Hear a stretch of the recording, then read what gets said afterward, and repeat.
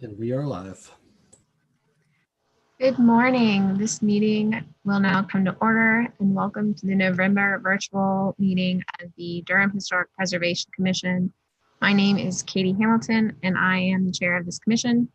As always, this commission is a quasi-judicial board of record, and as such, all testimony will be recorded and will be live streamed on the city's YouTube channel. The proceedings of this board are governed by the zoning laws as reported. Before we begin today's evidentiary hearings, please note the steps we have taken to ensure that each party's due process rights are protected as we proceed in this remote platform. First, today's meeting will be conducted in accordance with the newly enacted statutes in Session Law 2020-3, which allows for remote meetings and quasi-judicial hearings during declarations of emergency. Second, each applicant on today's agenda has consented to the board conducting the evidentiary hearing on their request using the remote platform. We will also confirm today at the start of each evidentiary hearing that the participants consent to the matter proceeding in this remote platform. If there is any objection to a matter proceeding in this platform, the case will be continued. Third, notice of this meeting was provided to the applicants and to the public in multiple ways, including signage posted on site, notification letters mailed to all adjacent property owners, informing recipients regarding the remote platform, and a general announcement via our city website. The notices for today's meeting advise the public on how to access the remote meeting as the meeting occurs. Individuals wishing to participate in the evidentiary hearings were required to register prior to today's meeting. Information about this registration requirement, along with information about how to sign up to participate, was included in the mail notice letter sent to each adjacent property owner. This information was also included on the board's website. The public was advised to contact the city immediately in case of objection to the evidentiary hearings or to the remote meeting platform. No case is proceeding today in which the city has been contacted by an individual with an objection to the case being heard in this platform. All individuals participating in today's hearings were also required to submit a copy of any presentation, document, exhibit, or other material they wish to submit prior to today's hearing. All materials that the city received from the participants in today's cases, as well as a copy of city staff's presentations and documents, were posted online with the commission meeting agenda prior to today's meeting on the Durham Agenda Center. Finally, all individuals who registered to participate in an evidentiary hearing on today's agenda, as well as all city staff participants, were emailed a witness oath and consent to a remote hearing form prior to today's meeting that they were required to sign. We also will reaffirm everyone's oath at the beginning of today's meeting, so that is on their record. Are there any members of this board that would have any conflicts of interest in regard to the cases before us today? Hearing none, are there any requests for early dismissal? Okay. So then, as chair of the Historic Preservation Commission, I'd like to remind everyone that our quasi-judicial hearings function similar to a court proceedings. Staff will first present an overview of the case, and then the applicant will have an opportunity to present their evidence. Opponents, if there are any, may then present their evidence, and the applicant may then present a rebuttal. Board members will refrain from questions or comments until each speaker has completed his or her presentation. Testimony should consist of facts each witness knows directly, not hearsay. Evidence already presented should not need to be repeated. All witnesses who have signed up in advance will be given the opportunity to speak, and their testimony will be recorded. The board will vote on each case after the presentation of all evidence, pro and con, concerning this case before us. All decisions of this board are subject to the appeal of the Board of Adjustment and then to the Durham County Superior Court. And now, Madam Clerk, can you please take the attendance of those HPC members in attendance today? Yes. Commissioner Burchard. Here. Commissioner Dayon. Present. Commissioner DeBerry.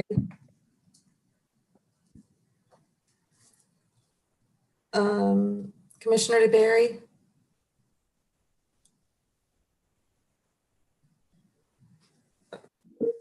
Commissioner Feiselman. Here. Commissioner Goolsby, Here. Chair Hamilton, Here. Commissioner Johnson, Present. Commissioner Kreger,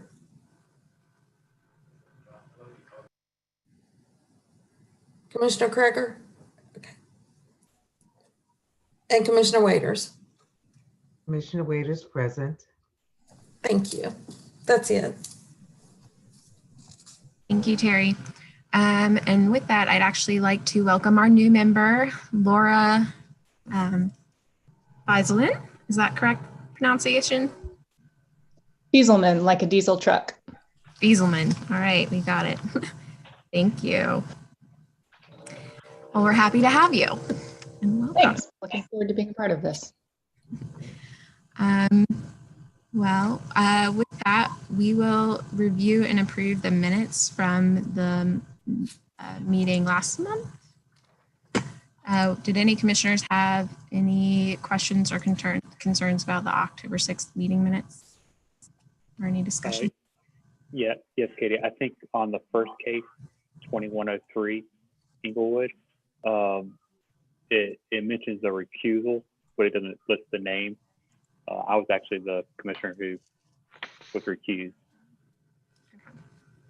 What case was that? The first case, 2103 Inglewood Avenue, and I'm looking at the action at the very end where it says approved 7-0, and then D recused. Okay, I can fix that.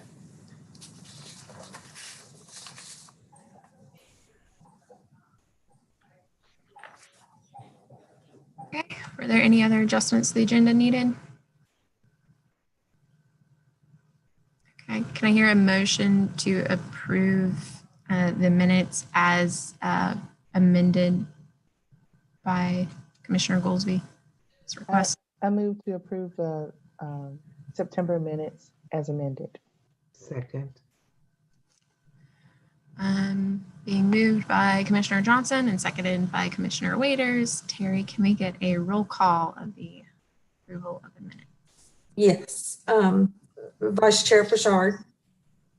Approved. Commissioner Dayon. Approved. Commissioner DeBerry.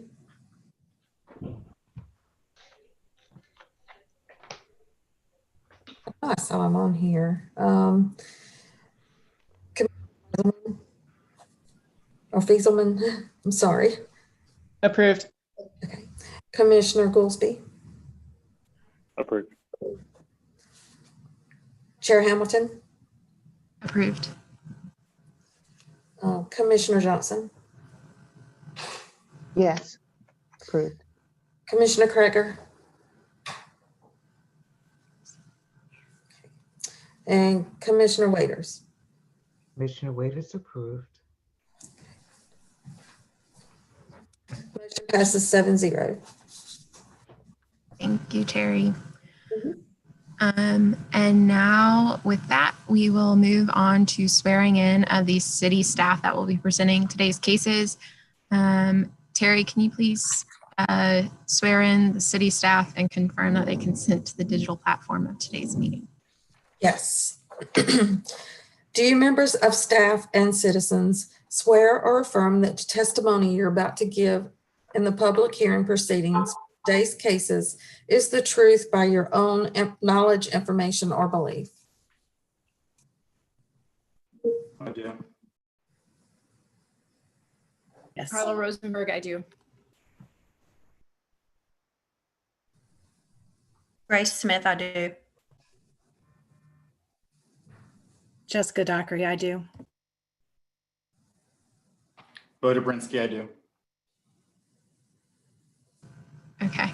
And then I think we also need city staff to confirm that they consent to today's digital platform agenda. So can each of you again state your names and that you consent to this platform? Jessica Dockery, I do. Carla Rosenberg, I do. Grace Smith, I do. Keegan Sacropani, I do. Odebrinsky, I do. So many staff today. Thank you all for being in attendance. With that, we will move on to our first case. I will just go ahead and apologize. I'm hoping you do not hear the background noises of the facade renovations of the historic landmark I work in, but there is a lot of drilling going on our facade right now to maintain the landmark structure. So I hope this commission will be understanding of any background noise moving forward today. For the first case we'll be hearing today, it'll be case COA 1900.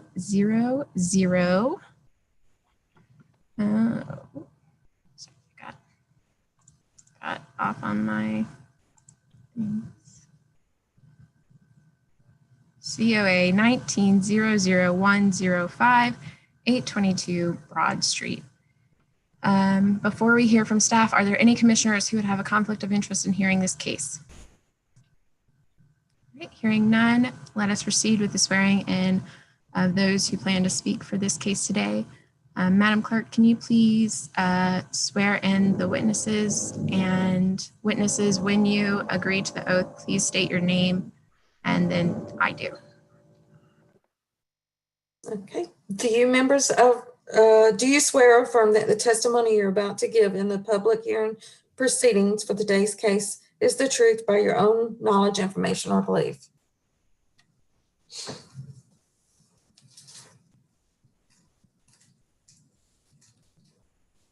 I believe we're looking for Laura Lawton to respond, correct? Yes, I'm here. I didn't, yeah. Why am I? Joyce Hopkins, I agree. Thank you very much. And with that, do you, Joyce and Laura, also agree to the digital platform of today's hearing? Yes. I do. Thank you. All right, now we will proceed with the staff summary. Good morning, HPC and everyone else in attendance. This is Grace Smith. I'm with the Planning Department. I will be presenting this amendment to a previous COA. Before I share my screen, I would like to ask that all of the materials that I submitted for this item be entered into the record. I'm going to try to share my screen now, so bear with me.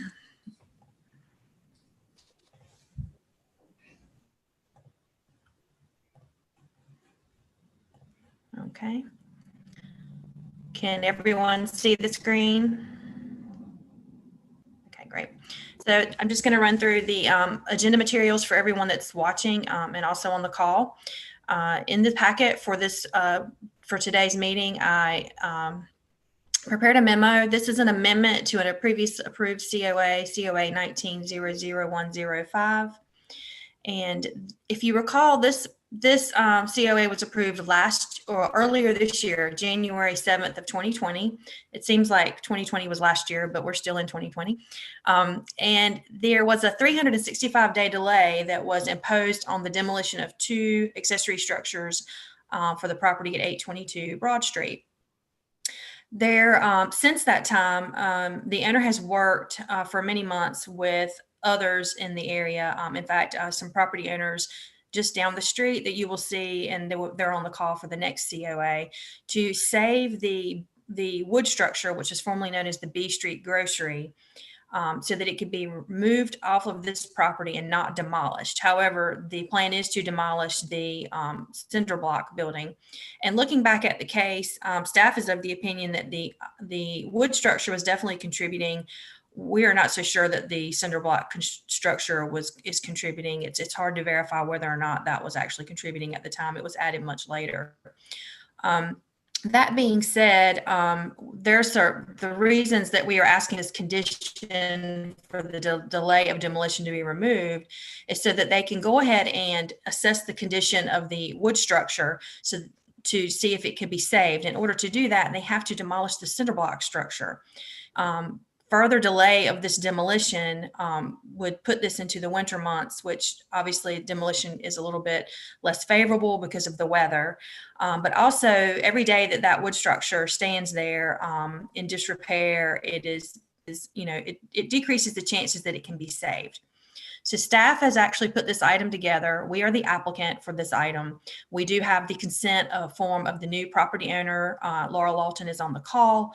We also have the consent form of the former applicant. Ms. Hopkins is also on the call. We would ask that we recommend that you remove this condition of this delay for the demolition of these two structures so that they could at least start the process to assess whether or not the wood structure can be saved. If in fact they get in there after demolishing the concrete structure, they find that they cannot save the wood structure, it will more than likely be demolished. But here we are in November, so you're looking at shaving off a couple of months or less than a couple of months off of the 365-day delay. And they have taken the time to try to find a way to save the wood structure. And that was the whole point of the delay in the first place. So I will go on mute now. And if you have any questions for the former applicant and the new property owner, they are on the call. Just wanted to share all of that with you. Thank you. Thank you, Grace. Did any commissioners have any questions or things they'd like to discuss on this? The applicants, the city, or the former applicants? Vice Chair Bouchard, very quickly, Ms. Smith, question about the condition that is being asked to be removed. The condition, as I understand it, imposes a 365-day delay on the demolition of both structures. Is the request to remove the condition simply with respect to the cinder block structure or with respect to both structures? Both. It's to Okay. remove the condition altogether for both.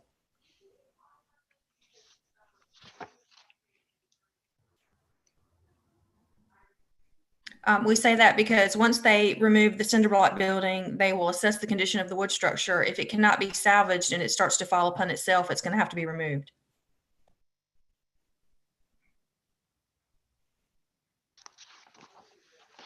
I believe Ms. Lawton raised her hand to speak. So the wood structure not only needs to be, a whole side of it is covered by the concrete structure. And so that to really assess it is essential that the demolition happen for the concrete structure. And in order for it to actually be picked up and moved, it's parallel to the alley, that structure needs to be demolished to actually do the move. So it's two parts here, to assess it, but also to actually move it. That structure needs to be gone. Yes, thank you for clarifying that. That's correct. The cinder block structure is basically blocking any kind of rehabilitation or relocation of the wood structure at this time.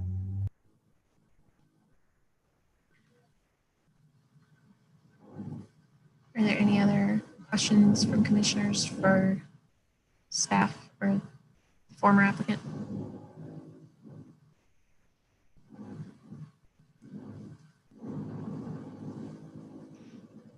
All right, hearing none, do we have any internal deliberation on this that needs to occur? I think we can close the public hearing portion of this case and discuss amongst staff or the commissioners at this time.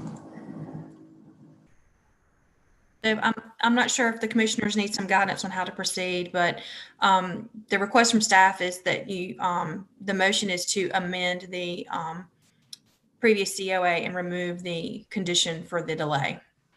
So that would be your motion. Thank you, Grace.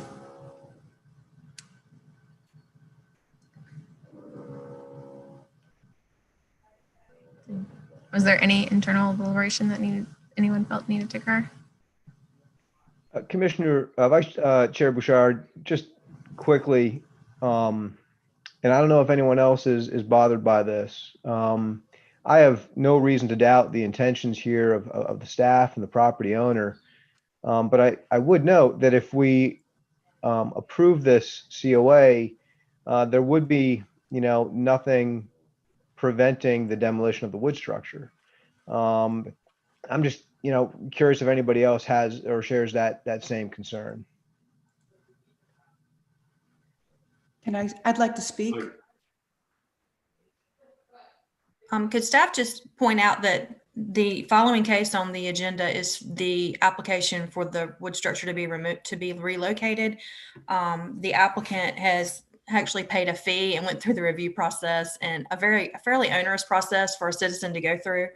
I can't speak for them, but I feel like that as the staff feels like either way, the structure is going to either be moved and saved, or it's going to have to be demolished. So this commission certainly can debate this, and I'm sure you have some concerns.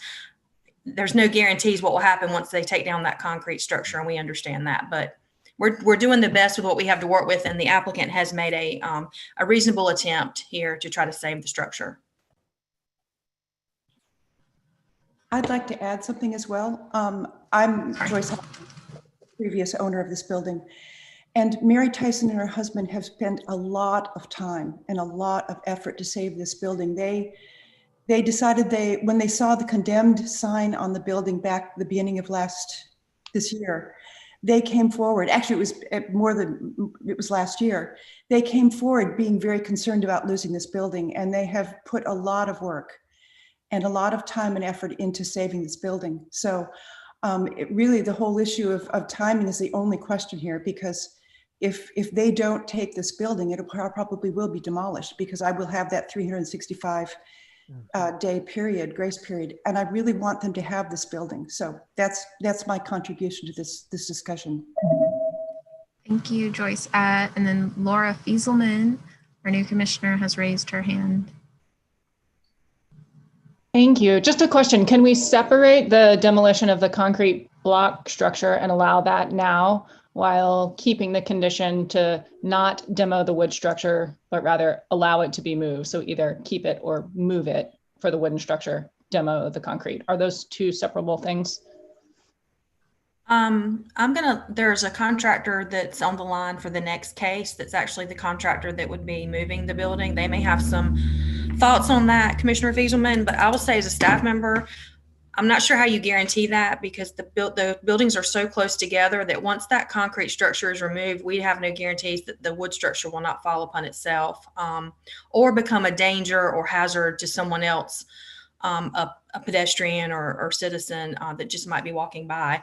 If they remove the concrete structure and the other structure is such a hazard to itself, then it might pose danger if there's a condition delaying demolition.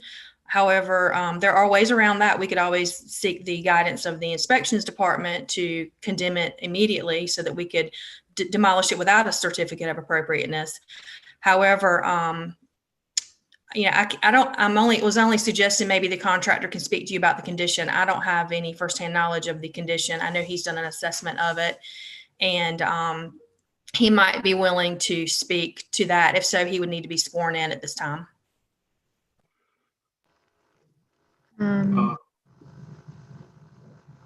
Jonathan. Thanks. So I agree with Mike, and I'm hearing you, Grace, and I think that Laura's. I don't see how a contractor. I'd love to hear him if he wants to speak, but I don't see how the contractor can change the decision here. If we are delayed for the wood structure, and they are able to move it, everything is great if we decide to allow that. And if it does break down, it's already demolished. So that was, then what's no? That's fine. That's certainly in the commission's purview. I was simply suggesting that the contractor may have some knowledge about the condition of the building that I don't have firsthand, more of professional knowledge. I just know what I've seen in pictures, but that's certainly the commission's purview, however you want to handle that. Yeah, I mean, I don't think we need to swear in the contractor for this case. I think it is a matter of, in my opinion, we're looking at either today's November 10th or January 7th. The 2 months to me is not a big deal if the 2 month, the whole point of the delay is to try to get people to relocate structures. The fact that they've come in with a separate COA to relocate the structure, I feel like we've gotten what we wanted out of the delay. And so at this point, I feel comfortable with what staff has proposed. I don't know about the other commissioners, but those are my thoughts on it. Vice Chair Bouchard again.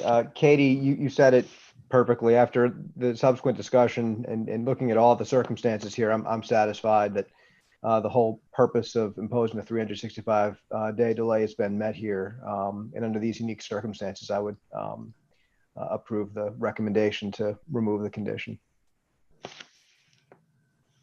Yeah, and Katie, you said exactly what was on my mind. We're just a few months away from the expiration of the delay. So, thank you. Thanks, April. Thanks. All the rest of the commissioners. All right. Was there any other discussion commissioners felt needed on this? Or are we ready to move forward with a motion to amend the previous COA to allow the demolition of the structures prior to the January 7th date?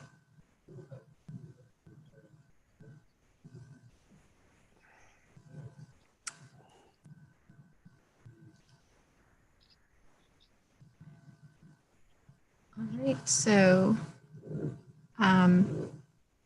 no one's offering it up. I guess I can make the motion. Oh, April, you're on mute. You're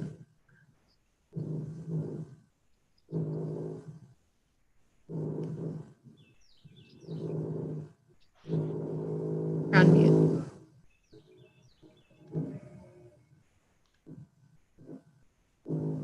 I was looking for the motion, and I don't know if it was typed up. No, I think the motion is to amend the previous COA to remove condition number one. The motion would be to amend that previous COA, Commissioner Johnson, COA 19-00105, I believe is the number, to remove the condition for the delay of demolition. Okay, so I move to amend COA 19-00015 to remove the condition of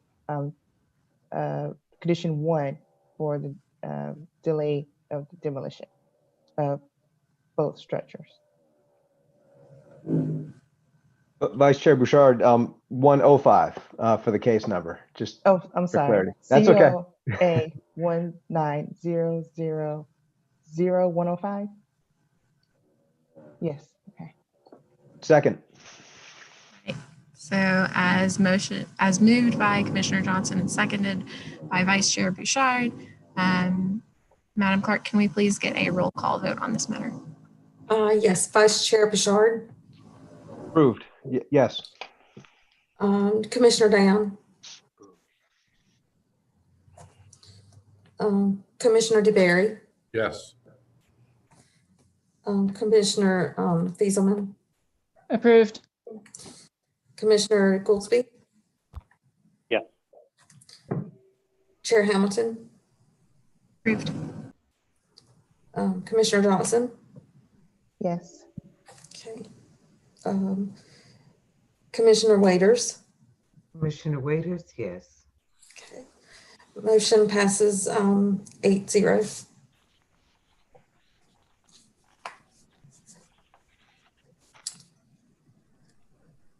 Thank you, Terry.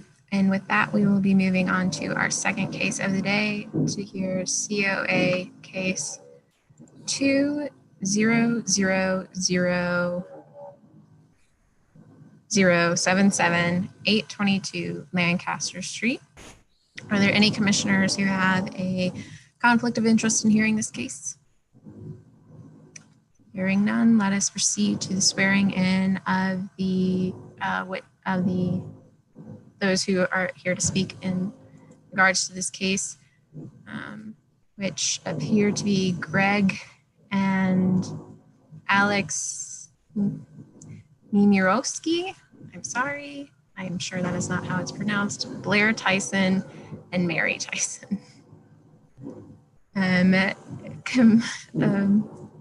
Terry, can you please swear in each of these applicants?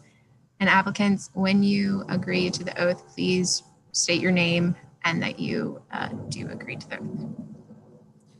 Do you swear or affirm that the testimony you're about to give in the public hearing proceeding is the truth by your own knowledge, information, or belief? I do. Alex Domorowski.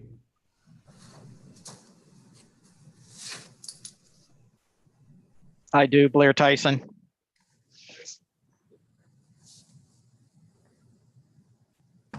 Okay, so it looks like we just have Alex and Blair here today. And with that, Alex, can you? I do, Mary Tyson. Oh, sorry. Sorry. Thanks, Mary. Is that all we have here today? Three of you. Okay. With that, can each of you also verbally consent to today's digital hearing platform? I do. Yeah, I consent. Blair Tyson. All right, thank you. I think we got all three of those. And now we will get a staff summary for this case. Good morning, commissioners, and everyone in attendance. It's Grace Smith again. I don't normally present, so this is exciting. I'm here to present COA 20-00077. It is a request from Mary and Blair Tyson, 822 Lancaster Street, to relocate a contributing accessory structure, the one we were just speaking about in the previous case, the former B Street Grocery. I would like to ask that the staff report and materials be entered into the record, and staff is here if you have any questions along with the applicant. They are on the call.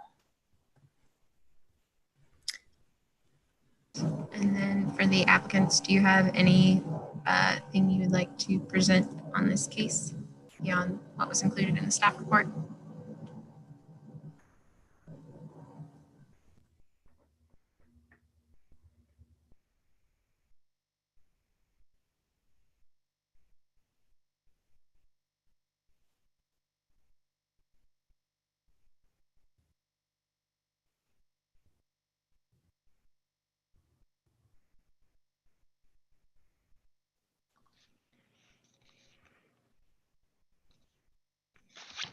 Okay, do any of the commissioners have questions for staff or the applicants in regards to this case? Katie, Andy Goolsby. I have one in reference to the site plan. It's showing a number of things that look to be future construction. Do we need to do anything to really limit that what we're approving and reviewing is just for the moving of the grocery store that's in the upper right hand corner, as opposed to the garage and fence and a number of other things?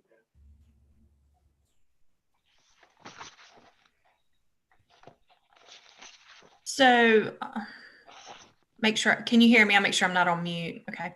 So yes, there is a previous COA that was approved for the garage that's on that plan. They were using the same site plan as to not have to create a new one. There was a previous COA approved for the detached garage. However, it expired and they have not built the attached garage, and the garage is not part of this application.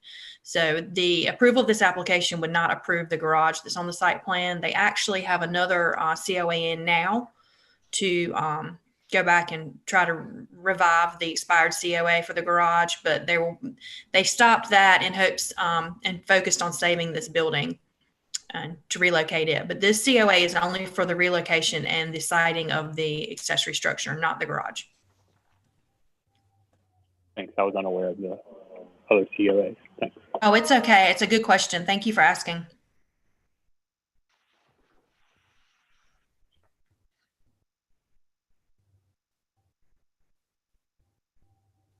Were there any other questions from commissioners for either the staff or the applicant? Vice Chair Bouchard, I noted that the possible motion makes reference to necessary repairs to be made to the existing windows, doors, and clapboard siding. Are there any details regarding those repairs?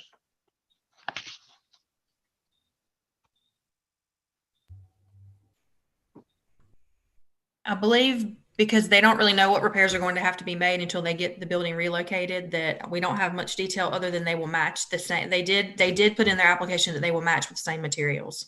So.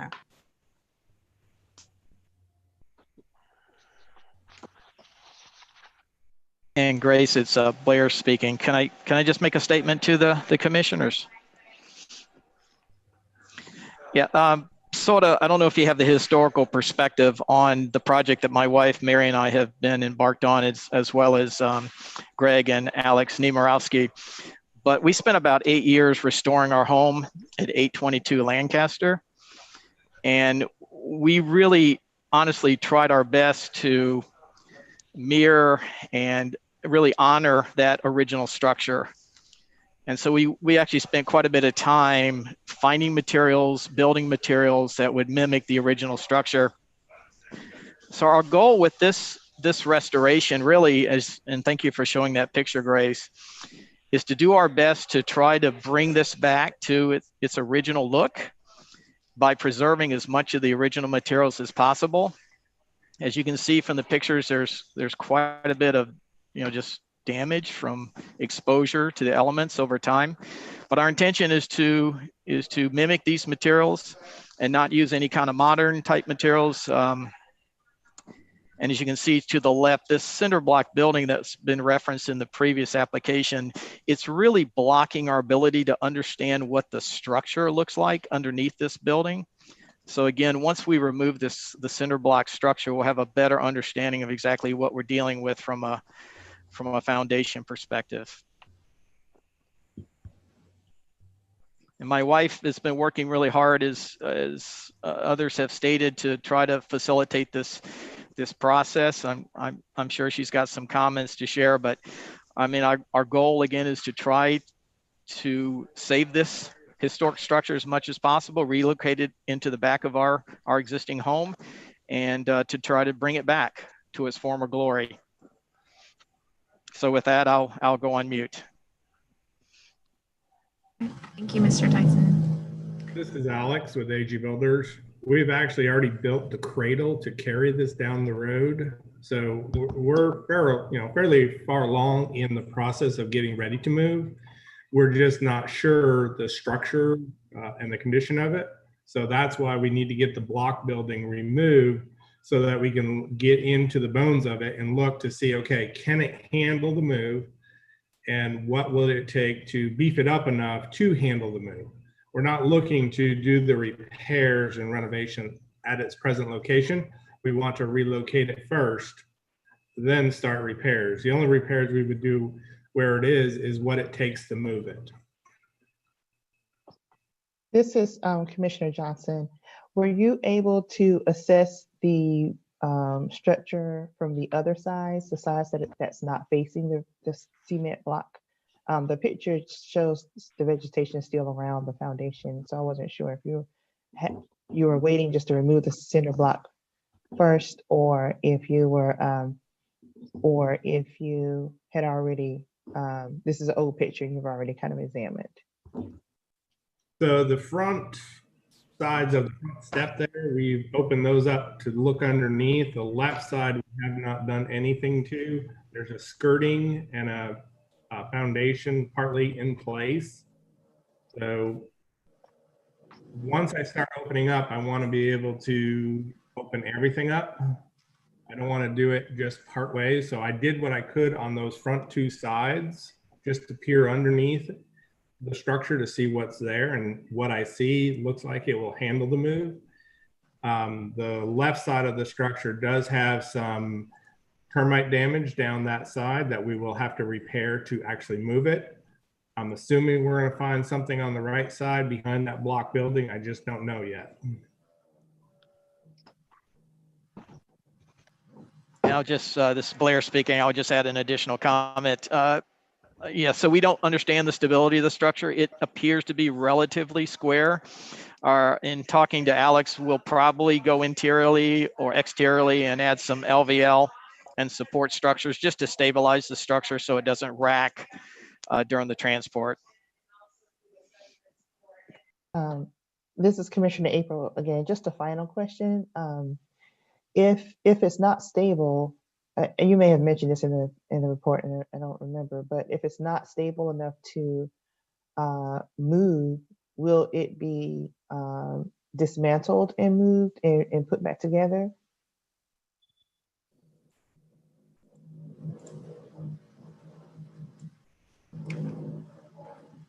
Commissioner Johnson, this is Blair speaking. I know you can't see my mouth because I'm masked up. Yes, I mean, Alex and I have talked about that possibility. If the structure is so rotted and so infested by termites where they've actually gone up into the structure itself, we may find ourselves in a situation where we may have to actually fold the building down, and then potentially we could re-erect the structure once we get it to site. There's quite a bit of, I guess, exploration that still remains to be done. And again, we've been really waiting to tear down the cinder block structure so we could really gain full access underneath the building, if that makes sense. Yes, that makes sense. Thank you.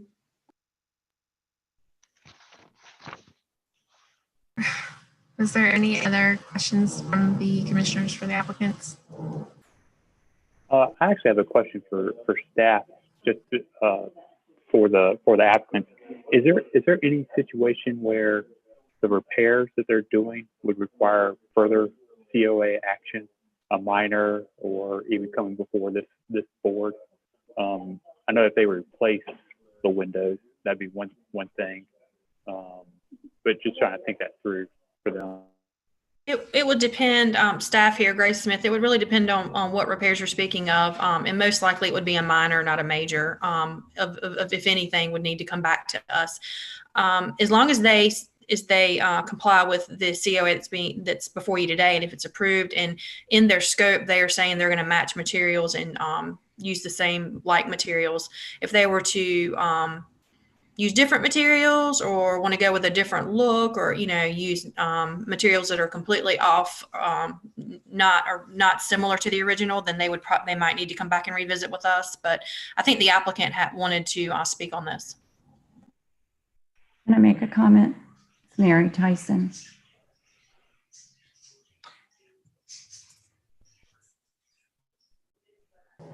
You were unmuted. Yes, you can please speak. No, you're muted now. Sorry.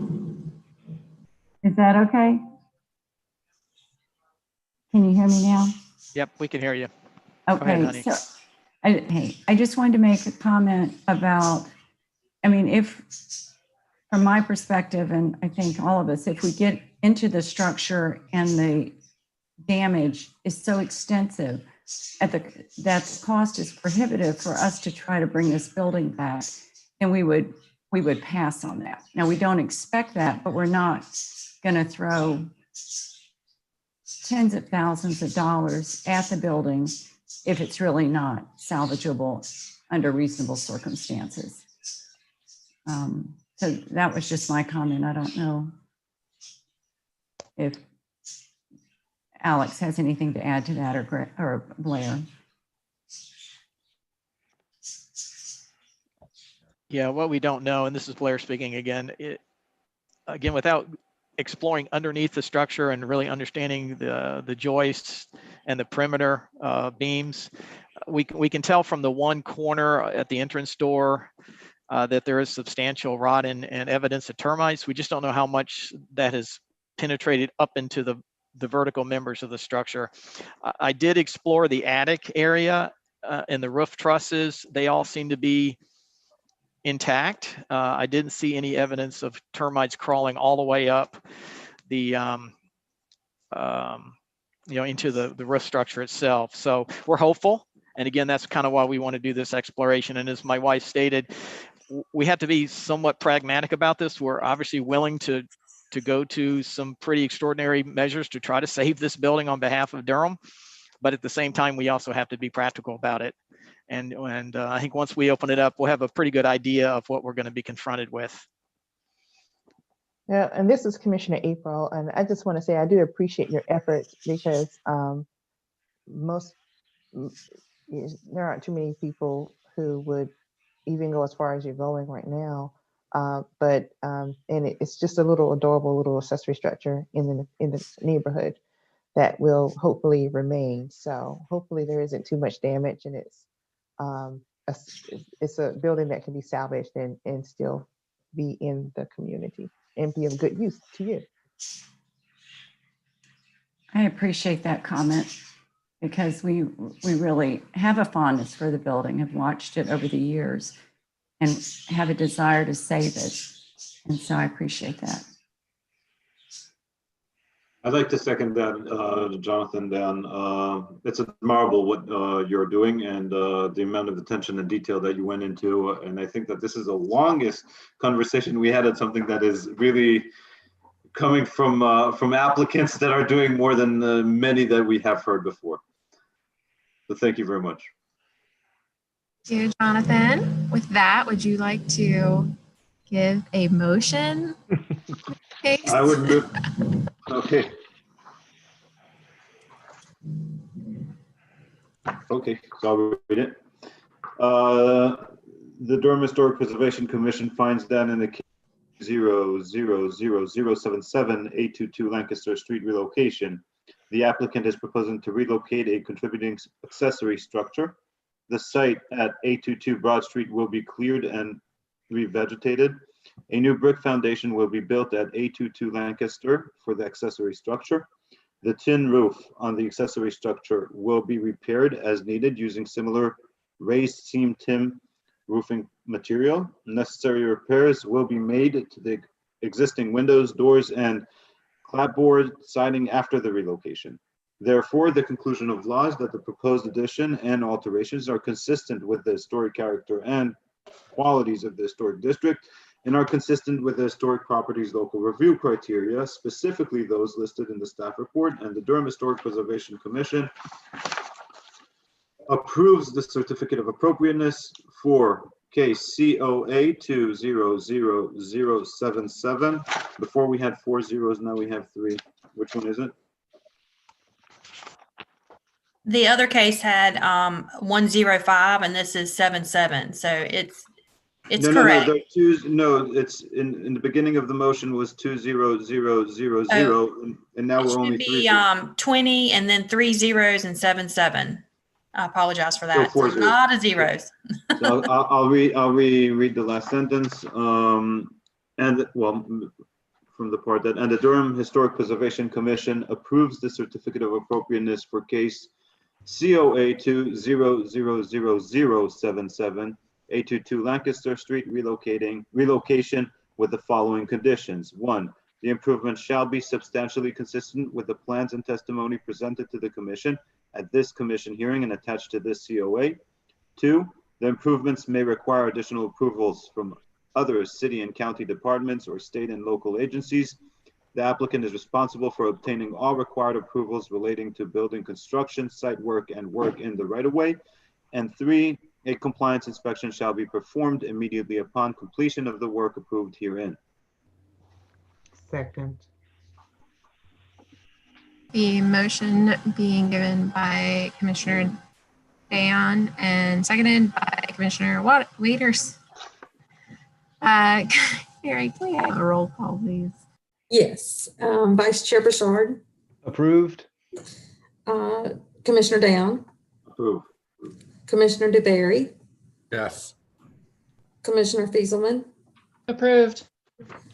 Commissioner Goolsby. Yes. Commissioner Hamilton. Approved. Commissioner Johnson. Approved. Commissioner Waiters. Approved.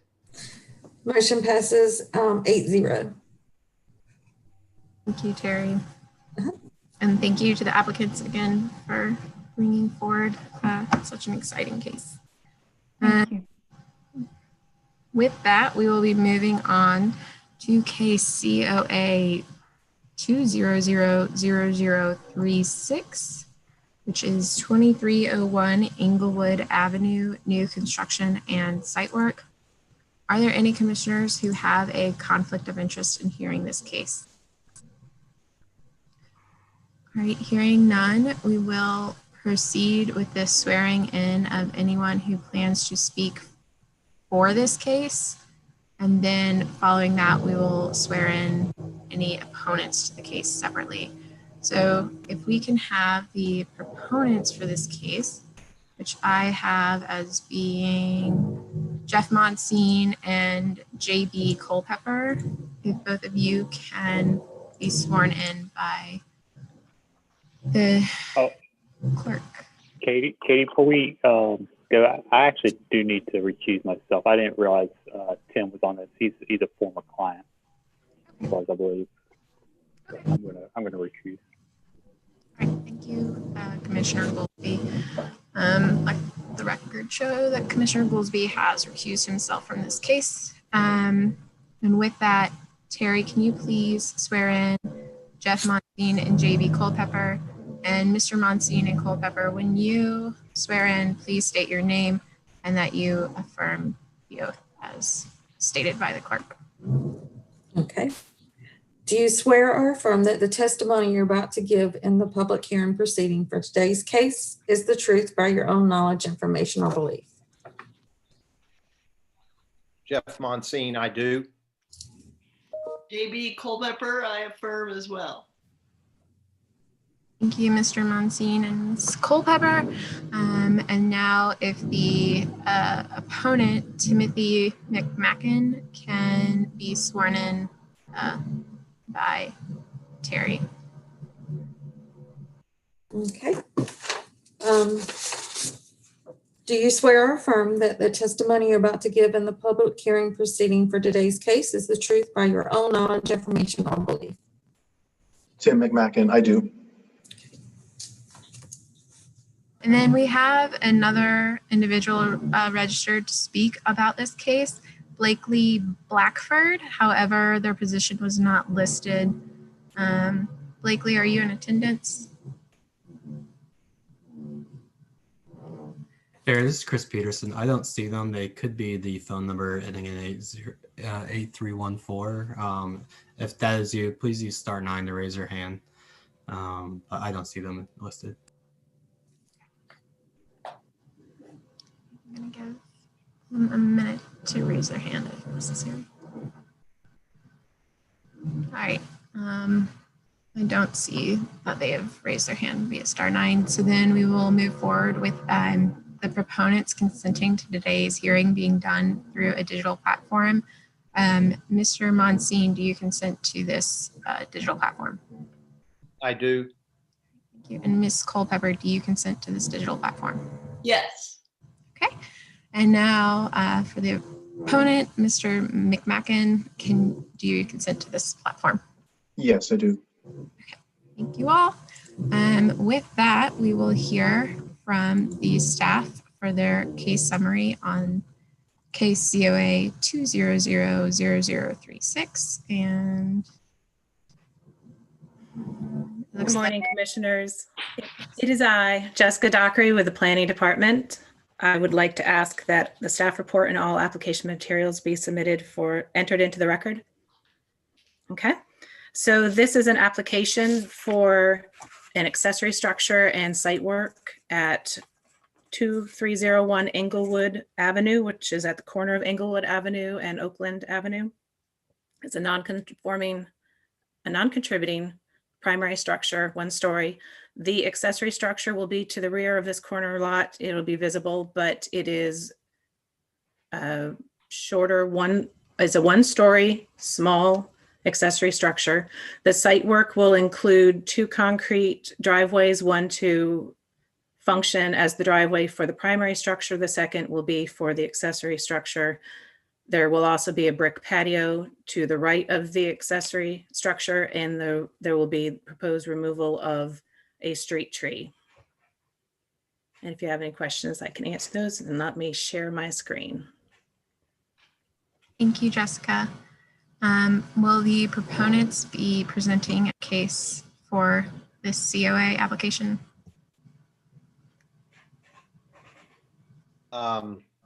Yes, ma'am. This is Jeff Monsine. Yes. Should I? Yes, please proceed. Okay, thanks. So I've owned this property for quite a while, and with the new expanding housing choices zoning, we like to build an accessory dwelling behind it. I would like to say that we did, and maybe Jessica could chime in on this, we did propose another structure that Jessica didn't think would be appropriate. It was too tall, wouldn't be subordinate to the primary structure. So we went back to the drawing board and came back with another one-story design to work with Jessica and the committee. We want to work with the Historical Preservation Commission. If there's any suggestions, I know there was a question about the two driveway option that we're considering. I mean, we're going to be flexible, but we'd like to build this accessory dwelling structure. And I think it would look great. It would blend in with the neighborhood, especially being on a corner lot. There's certainly to the left of it, it's not on Oakland. There's a large house right beside it with, I know it's not the historical, but with a big addition on it. So I think this would be, not overbearing in any way, and would look great. As far as the tree goes, there's one tree in the right of way that is Duke Power is basically maimed. Let me see if you can, Jessica, I don't know if you can pull that tree up. I'm looking at. Sure. Let me get my computer to work. Okay. I mean, they've cut this tree down the middle as we've seen, like the power companies do. So we like to take that tree out and replant something in place of it, but not under the power lines. I mean, we really don't want to do something under the power lines. And we're also concerned that with any construction that it may kill the tree or further damage it. So that would be, Jessica, can you, let me see, I'm on my iPad looking at this as well. Just give me one moment to pull up one more picture that we had. Let me see here. If you look at page 20 as well, you'll see the neighboring structure behind that adjacents Oakland. And again, it's not the historical, and I don't know if really this comes into play, but just to give you an idea of the house that's beside it, I think it's on page 12 of my application, Jessica. Yes. I think it is right here. Is that the one you'd like to Yes, see? ma'am. Yeah, thank you. So if you go, so you can see, the white car, the brick house, and see the large addition on the back of the adjacent property. And then you can see this large gravel area, and that's where we're proposing to build the ADU. So I think that would give, some feeling of how it's going to fit in. And again, it is one story. So if there's any questions, also I have JB on the line who helps me with this. And if there's any questions for her, we'd be happy to try to answer them. Thank you. Commissioners, at this time, if you have any clarification questions before we move on to the opponent, this would be the appropriate time to ask those. This is Laura Fieselman in the paper compilation I got in the mail. There's not included any exterior images or elevations. Do those exist, and can we look at them digitally now, please? Of the proposed accessory structure? Yeah. Yes.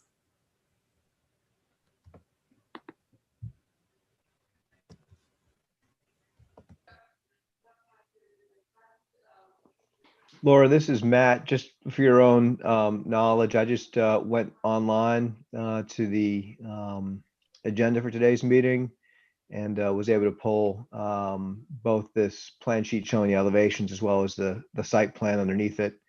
That way, like you, I didn't receive those last 2 pages in the package, but they are available online. Got it. Thanks, Matt. Yep.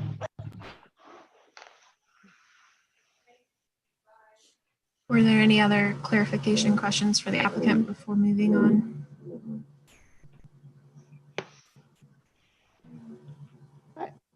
I do. I just have a small detail question. The elevation drawings for the new construction. Jeff, I'm looking at the window casing, and I just want to be sure that it's a true representation, like that the molding above the windows that's actually included in the construction plans, or is this just extra decorative feature No, that's showing no, up? these are the actual construction. What you see is what we will build. Okay. Okay. With the pediments, you're referring to the pediments above the windows Yes. on top. Yes, ma'am, we will do that.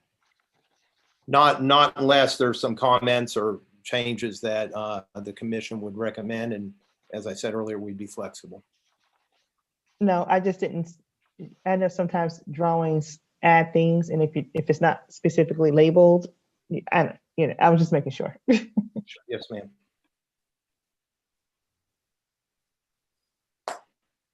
Thank you, Commissioner Johnson.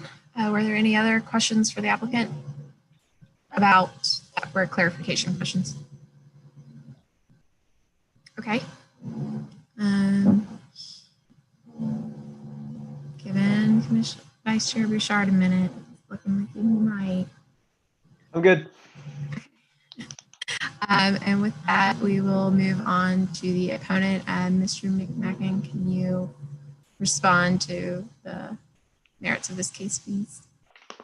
Yes, thank you. My name is Tim McMacken, and I live in and own the house next door to the property. My house is marked on the last page of the proposal, but in some city documents is still listed under my late wife's name, Julie Rhodes. I have two concerns about this. And one, we've already touched on that the ADU needs to be subordinate to the main house, and I appreciate that it's been made shorter, but it's still nearly 20 feet tall. And that's essentially a 2-story house right next to a 1-story, 12-foot tall house. So I think it's a judgment call, but I think anybody looking at those two buildings next to each other, one taller with a shorter footprint and one wider with a lower elevation, is going to see two matching structures, not one subservient to the other. But more importantly, the proposal doesn't meet the city-county inspection criteria for ADUs. So I was looking through the Unified Development Ordinance, and it says normally in RU5, which is where we are here, the ADU has to be 5 feet from the rear and the side property line. But the city-county inspection guidelines have specific requirements for ADUs on corner lots. It says if the structure is over 15 feet in height, then zoning requires a 10-foot minimum to the property line, and it's talking about the rear property line here. So I'm going to ask that the commission send this proposal back to the drawing board, and we can get something that's still appropriate for the neighborhood and matches the city-county inspection guidelines for setbacks. That's all I have. Thank you. Thank you, Mr. McMacken. Did the proponent have a response to Mr. McMacken's concerns?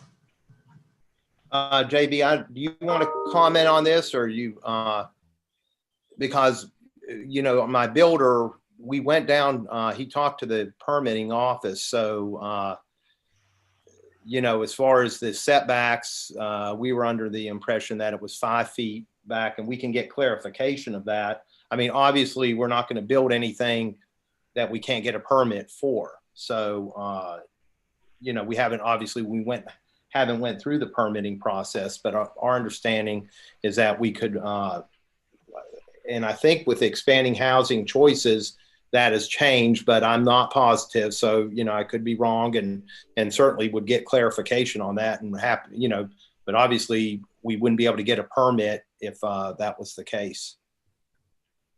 Yeah. Could you respond to the initial concern that was raised of whether or not this is in fact a structure that is scale-wise secondary to the primary structure? Well, I mean, it's hard, to build a a project or a small ADU with an A roof, I mean, it's going to be hard. I mean, we could probably lower the pitch a little bit, but it's going to be hard to make it much shorter, you know, as far, like I said, we were originally proposed a ADU with a garage below it. And of course, that was, you know, pretty obviously much taller. I'm not sure if you can actually come up with anything much shorter with an A-frame roof, not unless you know, get a flat roof, which I think would look pretty bad. You know, so, you know, we tried to make the ADU as small as possible and make it look good. I mean, we don't want something that looks, you know, squatty and doesn't fit in as well. So I think there has to be some, you know, give and take on the design as well. I mean, I don't, as the staff said in the recommendation, they don't think it's going to be overwhelming to the house. And especially with the opponent's structure beside it with the huge addition on the back. Again, I know that's not in the historical area, but again, I think, you know, that property is, if you look at that picture, it's, you know, super tall. So, you know, I really don't have an answer for that one. That the zoning, I can certainly get clarification on, and we could do that pretty quick. Commissioner April, I'm sorry, Commissioner Johnson. Oh, I forgot the question. Oh, Mr. Monteith, Yes, what ma'am. was the for the expanding housing choice zoning? What's the max height for accessory dwellings? Do you have that handy? I don't, Okay. without trying to Look it start. JB, do you have it? Because if I mess with my computer, I may drop this Zoom call. So I don't want to take. And I'm reluctant to say as well, because I am not positive, and we are under oath, so I'm not positive. It is taller. I know it's taller than this. I guess, you know, for us, we're really just looking at historic preservation criteria. You know, I appreciate Mr. McMacken bringing forward the issues for whether or not this is actually buildable. It's not necessarily in our purview to be concerned with what the inspections department will and won't allow. But I do think that if one of the concerns is whether or not this is too close to the property line or what is seen throughout the district, that is a concern that we should discuss. Yes, Ms. Culpepper. If we did find that our preliminary meetings with the staff that the structure is too close, so would we have to return to the Historic Preservation Commission if you were to grant approval for the ADU? How does that work? Staff, can you let us know if that could be done via an amendment to move it further from the property line, or is that something that they'd have to bring back?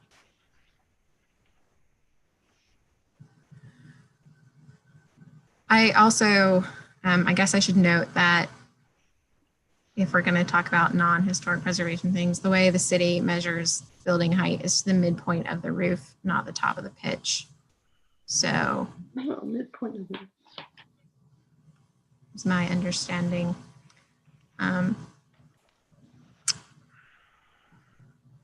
But staff, can you verify that if it doesn't meet inspections criteria, would it have to come back? We are trying to find an answer to all of these questions. If you give just a minute, we will hopefully be able to give you a quick answer for all three questions: height, setback, and amendment. Okay. And I feel like, wasn't there, or I was looking for it, I didn't see it, so I may be missing something, but isn't there a condition that if we approve something, you still have to meet zoning? Okay. So. Yeah. So I guess with that in mind, we're gonna put the height and setback on hold. I would like to discuss the two driveways. That commonly seen throughout the district to have two driveway cuts on a single property. Could either JB or Jeff speak to that? I'll speak to it. No, JB and I talked about this yesterday, and we talked about a couple of things: concrete driveways and the two curb cuts. So there's certainly no curb cuts. I mean, no driveways or no double driveways. There's quite a few concrete driveways. So I think, that would be something that we could, modify and do one curb cut and then just, flare out the driveway a little bit, for parking. But I'd be willing to and work with the commission on that and understand the concern. And it would probably look much better with one driveway curb cut. So I would, I wouldn't disagree with that. JB, you have anything to add? No, other than it's not unusual for a structure to have a driveway, and when you're driving through the district, you don't really know where the lot lines are necessarily. And we are on a corner lot. How can I help you? Excuse me. Hi, this is AT&T calling with important.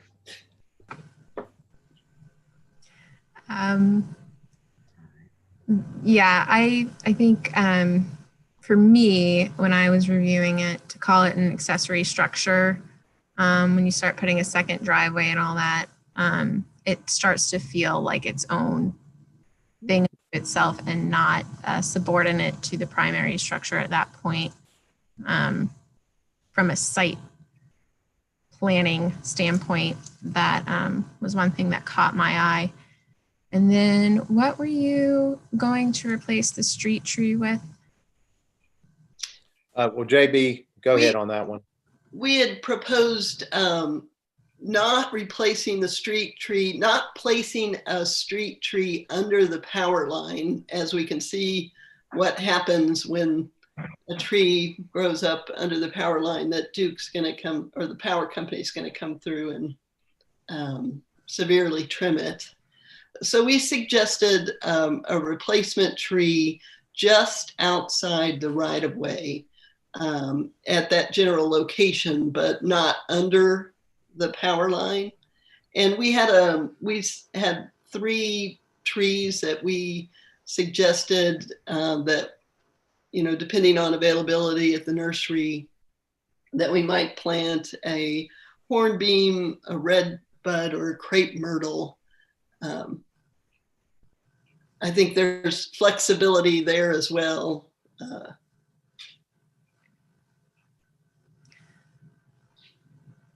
right.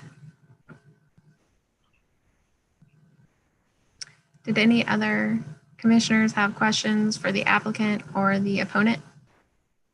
Vice Chair Bouchard, following up on your questions, Katie, about some of the site plan issues. To me, I saw two issues with the driveway. The number of cuts, which I think has been addressed, although I think I'd like a little more specificity if we went down to one cut, which proposed driveway would remain. And then the other issue I saw with the proposed driveway was the concrete pad that's proposed.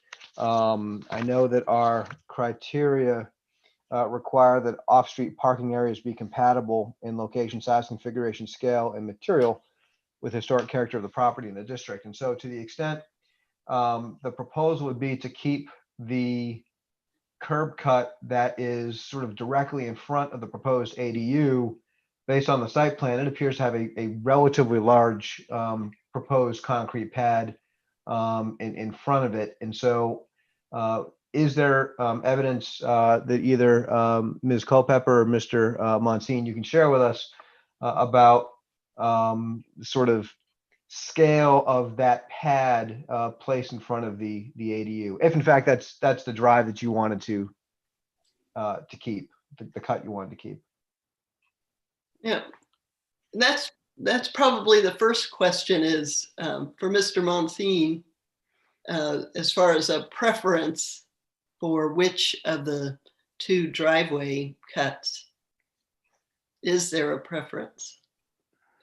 Not really. I mean, it's so close together. I mean, I think we can make either one. I think it would probably make sense to do the curb cut in front of the ADU, and then you have the people in the primary residence use that, and then have a parking pad behind their house. So I think that would look good and make more sense. And then the people that have the ADU can use that as well for parking. And again, either do some just flare out of one, of the driveway, whether it's concrete, pavers, gravel, whatever, we use. I think that would, in my mind, that would make more sense and look better.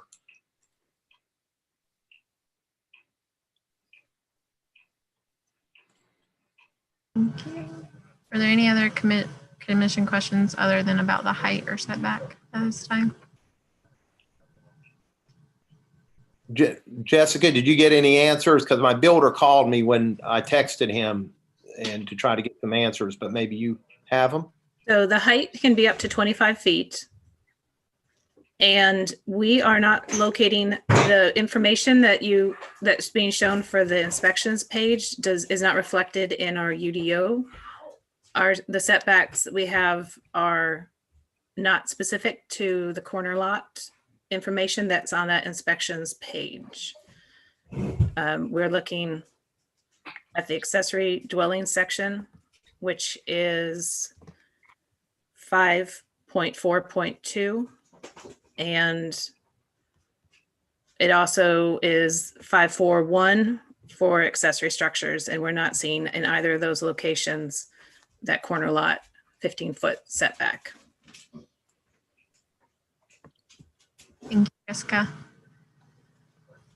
And I would just like to reiterate, obviously, and I like one of the commissioners said earlier, I mean, it's historic. We want to make sure it blends in, but obviously we have to go through the permitting, the city process to build the structure. So if it doesn't have the correct setbacks, that we will not get the permit, obviously, and we would work with the permitting office to make sure things line up properly. Right. So in 542B1, the accessory dwellings should comply with the minimum yard requirements applicable to the primary structures. So the base zoning setbacks. Thank you, Jessica. With that, was there any more conversation that commissioners would like to either ask questions of the opponent or the proponent? Ms. Fieselman has her hand raised. Two quick questions, which very well may be beyond the purview of this commission, but one, is the commission able to designate what type of tree can go in, example, native versus non-native? And just as a point of information, if you're allowed to answer this, are these owner-occupied residences or rentals? This is Jeff. They are rentals. They are rentals. I can also point out that the UDO requires that they choose a tree that is allowed as a street tree in this development tier. And because there's a landscape manual that points out which tree is allowable, they will have selections from that landscape manual only. Got it. Thank you. You're welcome. When I just called out the 542B1B, I apologize. That very specifically says for civic uses, but we still are not finding that corner lot special 15-foot setback. Okay.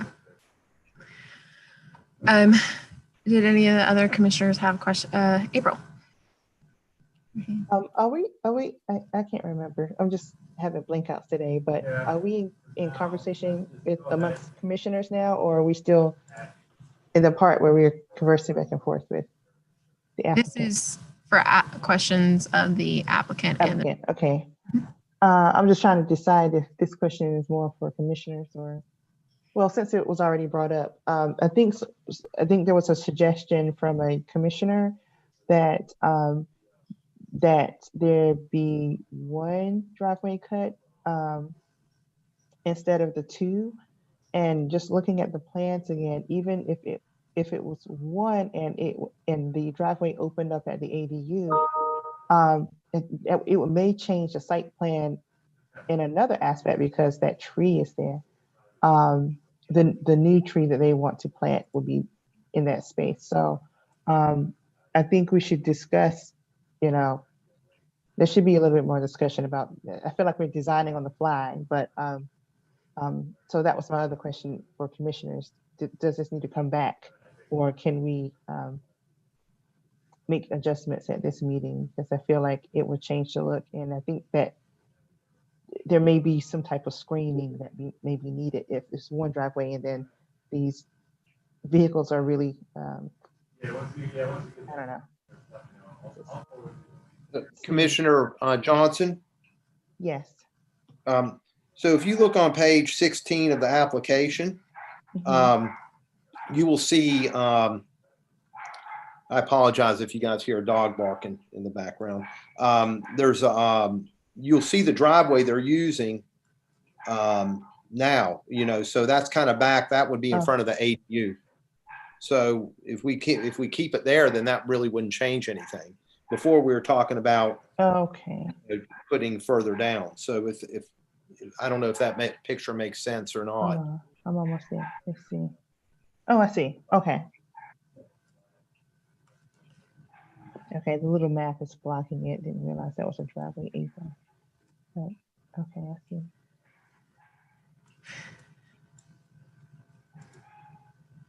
So you would propose to keep the existing curb cut? Yes, ma'am. Okay. If you were, okay. Were there any other questions? I believe Ms. Blackford, I don't think you got sworn in. I think you were on the list, but you, Terry, or I guess, Grace, is it appropriate to swear in Ms. Blackford at this time since she was on the list, but didn't speak prior to this? Sure, you can swear someone in to speak at this point. Okay, Terry, can you Terry please swear? Elliott can do that.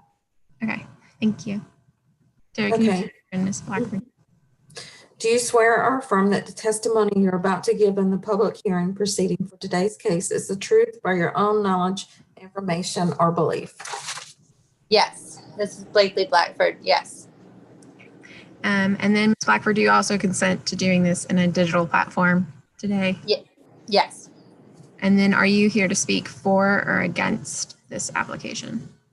I wouldn't say either, but I guess it's slightly against. Okay. Well, please proceed. I live on Inglewood next door to 2301, the only next door because it's a corner lot. And my main concern really is the concrete slabs and as well as the building itself, how much runoff that will cause. While Mr. Monsine said that it's about the same, right now it's gravel, and as we all know, gravel absorbs water or allows it to go into the ground, and concrete doesn't. I am very concerned because my property is slightly lower, that due to all the rain that we've been having, that runoff will cause major problems and flooding. And I want to just know that there's a way for drainage that he has planned. I haven't seen anything in the proposal, or a barrier wall or some sort of confirmation before starting anything that this will not affect my property. Thank you, Ms. Blackford. Mr. Monsine, while stormwater is definitely outside of this commission's purview, I will give you the opportunity to just respond to Ms. Blackford's concerns if you'd like. Yeah, I'll be happy to. I don't even know what the, if there's impervious surface restrictions on that property, but obviously the same goes back to the same with the setbacks, and, you know, what the zoning or building permit requirements would be. But, you know, we don't have, you know, we certainly wouldn't pipe water onto your property. And I'd be happy, you know, before this process starts, is to meet with you and also the other gentleman on the other side of the property, even though these aren't historical issues.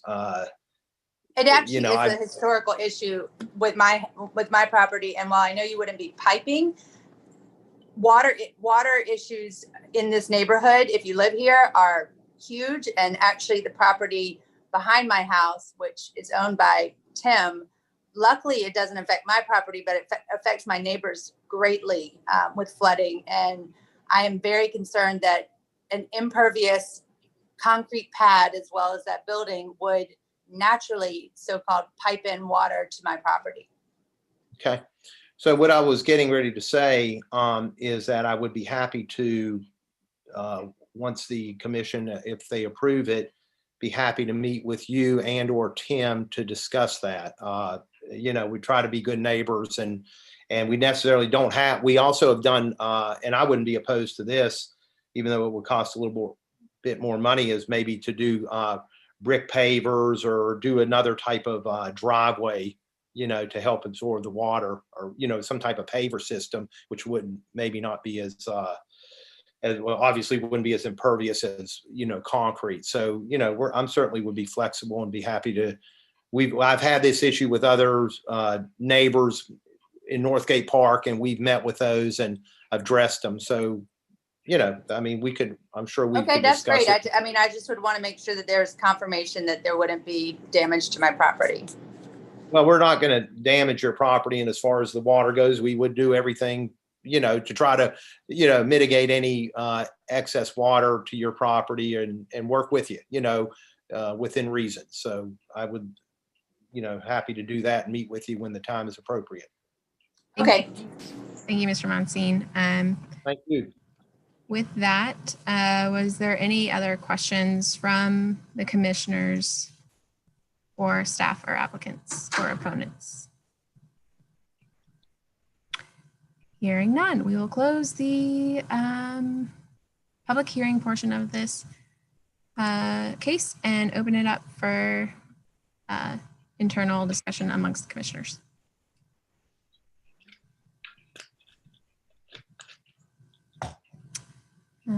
Did anyone have anything they'd like to state or question or talk about? Vice Chair Bouchard, I was hoping that Jonathan was going to go first, but I'll go ahead and break the ice.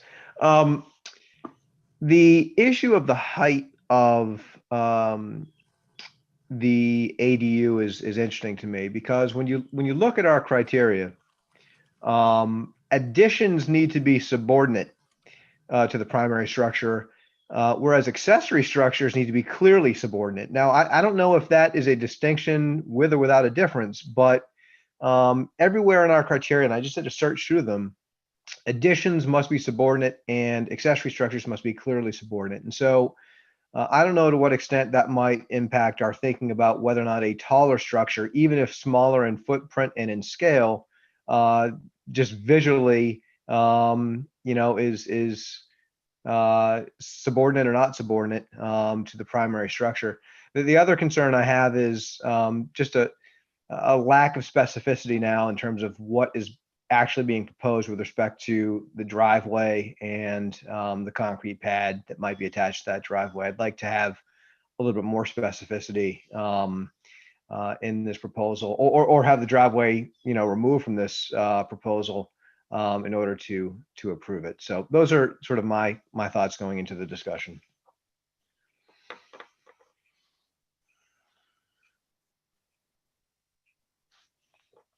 Jonathan, do you have thoughts?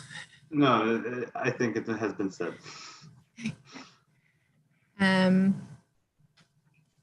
I agree. I would like a little bit more clarity on the final layout of the driveway. And then from a height standpoint, I've been obviously doing my Google drive-through of this site. I'm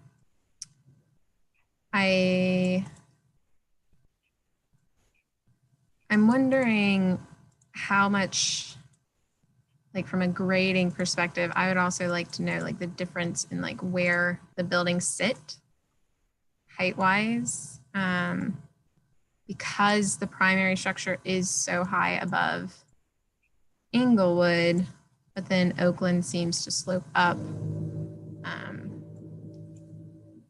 But when I'm looking at it, just the height of the primary structure, there doesn't appear to be, I mean, it's a one-story house with a, you know, sloped roof.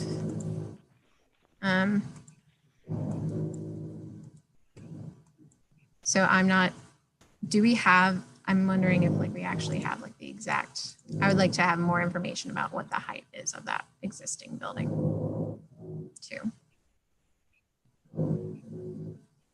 The application indicates that it's 12 feet.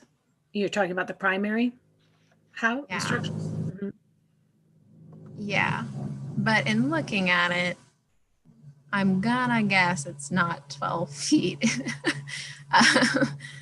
I understand I think for me, it might be 12 feet to the midpoint of the roof as measured by Durham. I would like to know, you know, what, since the measurements we have on the proposed plan are to the top of the roof line, I would like to know what the primary structure is to the top of the roof. I would like equal comparison, right? I guess is, I don't feel like the applicant or the application as currently under review has the apples to apples. It's apples to tangelos or whatever. So it would be helpful, I think, in this discussion as to whether or not it's worth it to know that for me.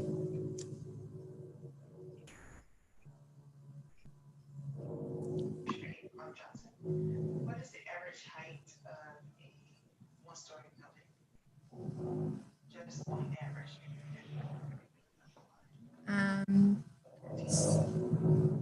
So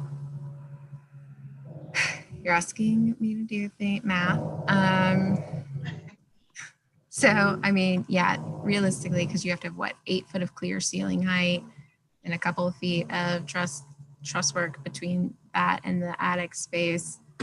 And then you're gonna have your sloped roof on top of it. I mean, depending on the slope of your roof, I think it would be a 12-foot height would be very short sloping roofs on a one-story building.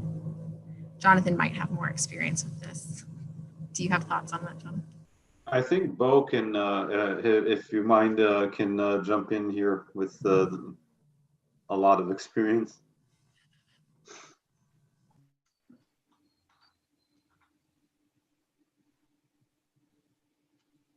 Or Jessica. No, Bo? Or Jessica? You don't want me to do math. I looked it up, I Googled it, and it can be between 14 to 20 feet, and I guess it just depends on the pitch of the roof. If we're going from the height bid from the ridge, I'm not sure about midpoint.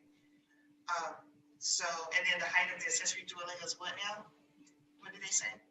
19. 19? 19.8, right? 19.8 to the top of the roof pitch. Yeah, I think we just need, we may need clarity so that we are fitting, we're making a decision based on the guidelines that we understand that the accessory dwelling is subordinate to the primary structure. So we need those numbers. I think it would be also a good example if there is an example of a historic accessory dwelling unit in the neighborhood that is 19 feet, then that type of evidence can also maybe be helpful as well. So also some examples, any clarity on the heights of each building, but also, what are some of what is usual as far as the historic context in the neighborhood.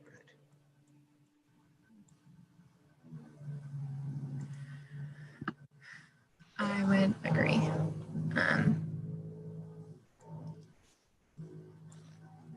I think if it is taller, then the question becomes, is it subordinate? But right now we don't even know if it's actually taller or not. So that's really hard for us to have that discussion. So I would feel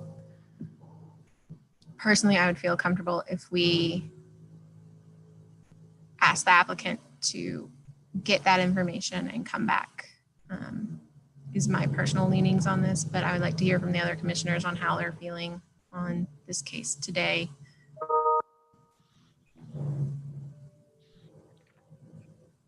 Laura Fieselman here. I too would feel good with more info on the height question, the driveway specificity, and though it's outside the purview of this commission, answers on setbacks and permeability, addressing the two neighbors' concerns would be helpful to understand that the proposed ADU fits the guidelines of all the various city guidelines and also being a good neighbor to the neighborhood.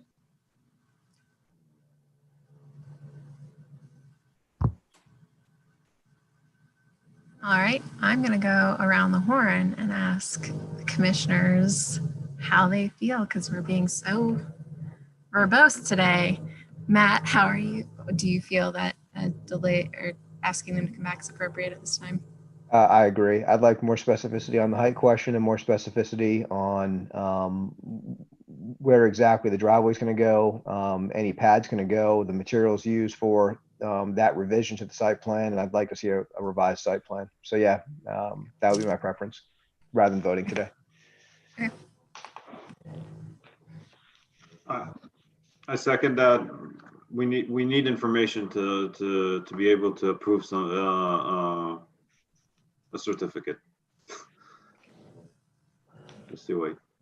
Yeah, I'd be inclined to vote against today if we had to do that. I'd like to see some of these questions answered. And there is a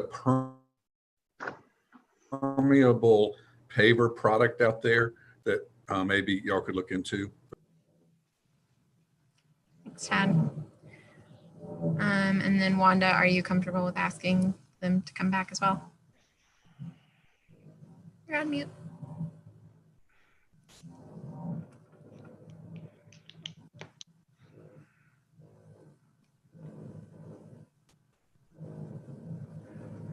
Okay.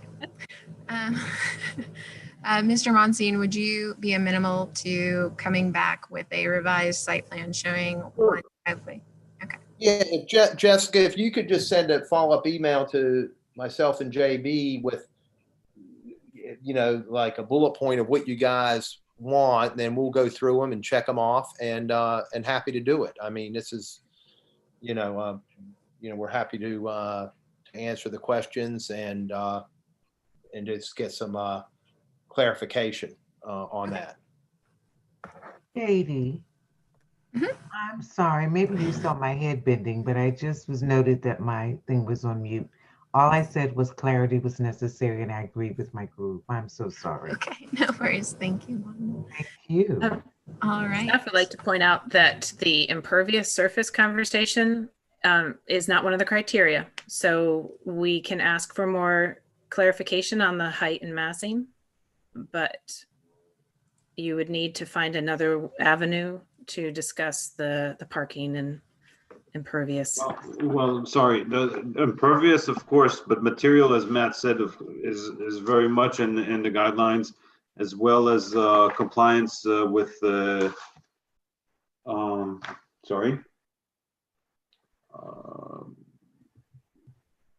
compatibility with location, site, and configuration, scale. All of those are under our purview.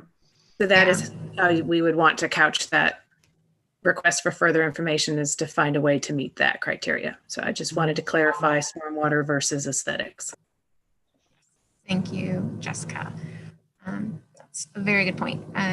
So it sounds like from what's in our purview, we really want to know about the scale of the building and how it relates to the existing building's height. So we need a true comparison between those two. And then we also, based on the number of curb cuts and driveways seen throughout the district, would like for the applicant to come back with a revised application with one driveway entrance, and just have clarity on what he proposes to meet that preference, correct? Yep. Including whatever pad is going to be attached to that driveway. Yes. I have no problem with that and happy to do it. If, and Jessica, I assume you will follow up with us on an email with this. Yes, sir. Staff will be in contact with a summary of what the commission has asked for. Okay, thank you. So I think we need to make a motion to, what's the word I'm looking for? It's not delay. Motion to Continue. Continue. Thank you. A motion. Thank you, Krista. I would like to hear a motion to continue this case to. Do we need to specify the hearing, Krista? To the December hearing, or is okay? All right, and then Jessica, can you confirm that the December hearing is possible for them to come back before us? I am going to let Grace do so. Okay. That is correct. That's fine. December is perfectly fine. We just need you to set it to a date specific. So when you continue it, you need to mention the actual meeting date in your motion. Is that December 1? It's December 1st. Mm-hmm. Correct. Well, I'll go ahead and move. Motion to continue case number COA 2000036 2301 Englewood Ave, new construction of accessory structure and site work to the December 1, 2020 meeting of this commission. Second. Right. The motion being made by Vice Chair Bouchard and seconded by Commissioner DeBerry. Harry, can we please get a roll call vote? Sure. Vice Chair Bouchard. Yes. Commissioner. Yes. Commissioner DeBerry.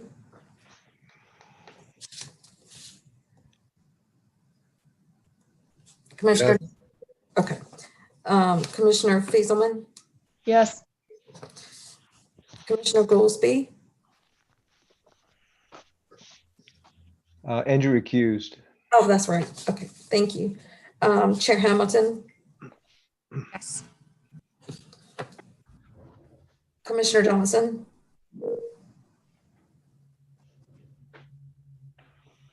She's still on. Commissioner. Yes. Okay. And Commissioner Waiters. Commissioner Waiters, yes. Motion passed 7-0. Thank you to the applicants and the opponents for coming out today and taking part in this preservation hearing for this case. With that, we will be moving on to case COA 2000672113 Englewood Avenue, demolition of accessory structures. Right.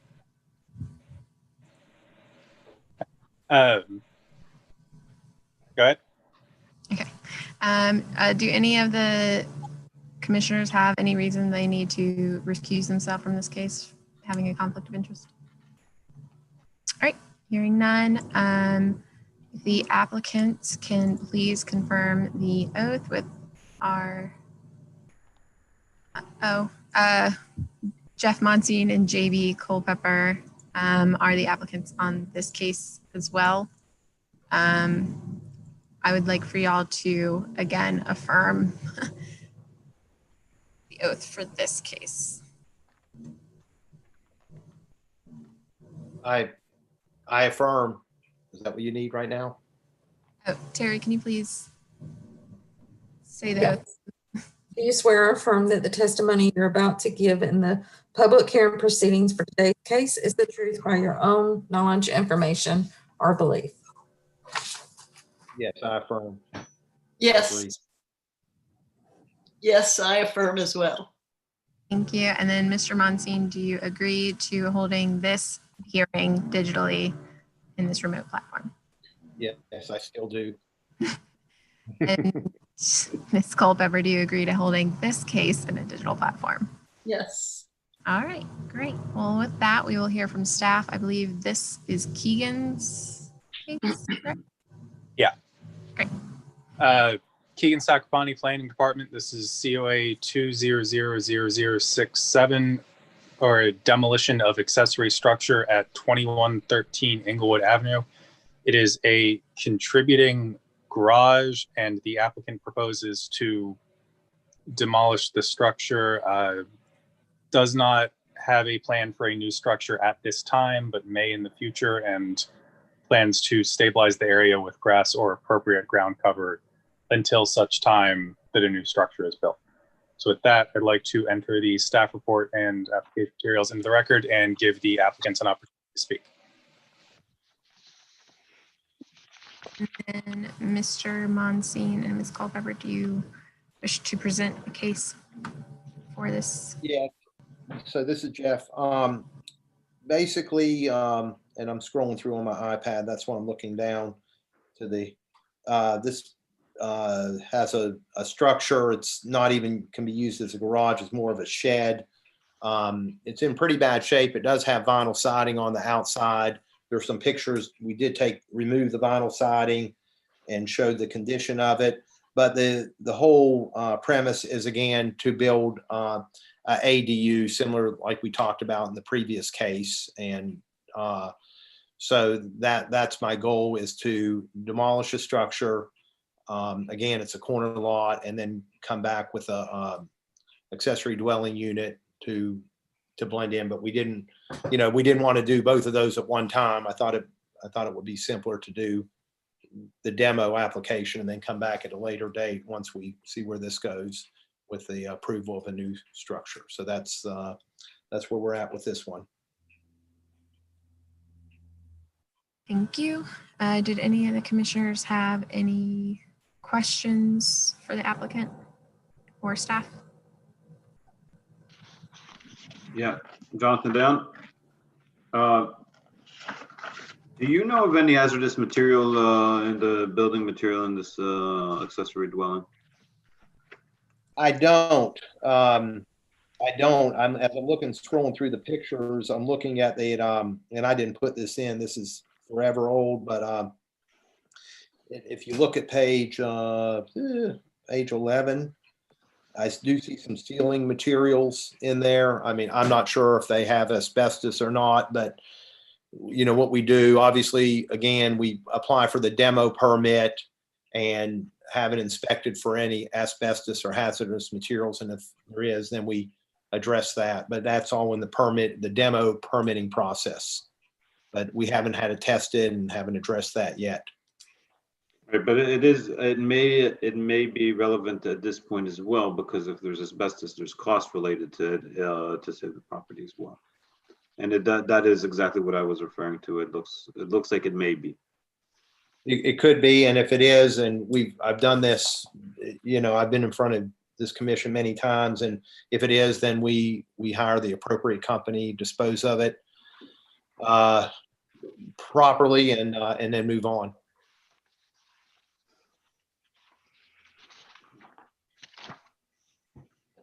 This is Commissioner Johnson. Was the original garage door opening enclosed? I just didn't see. It's always, I've owned this property probably 25 years, and it's always been this way. I don't know if I don't think it's ever been used as a garage at all. Okay. I mean, I've owned it a long time. Yeah.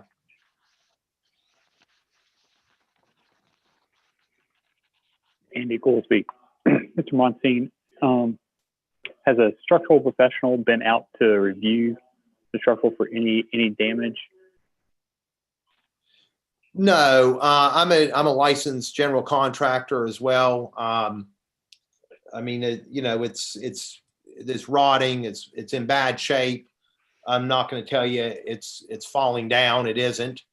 Again, the purpose of it is to come back with a ADU at some point. So, I mean, if I didn't do anything, it would probably stand there for a long time, especially with the vinyl siding on it. And, it's in bad shape, but I certainly, like some of the other properties I've come in front of the commission before, this is not ready to collapse in on itself.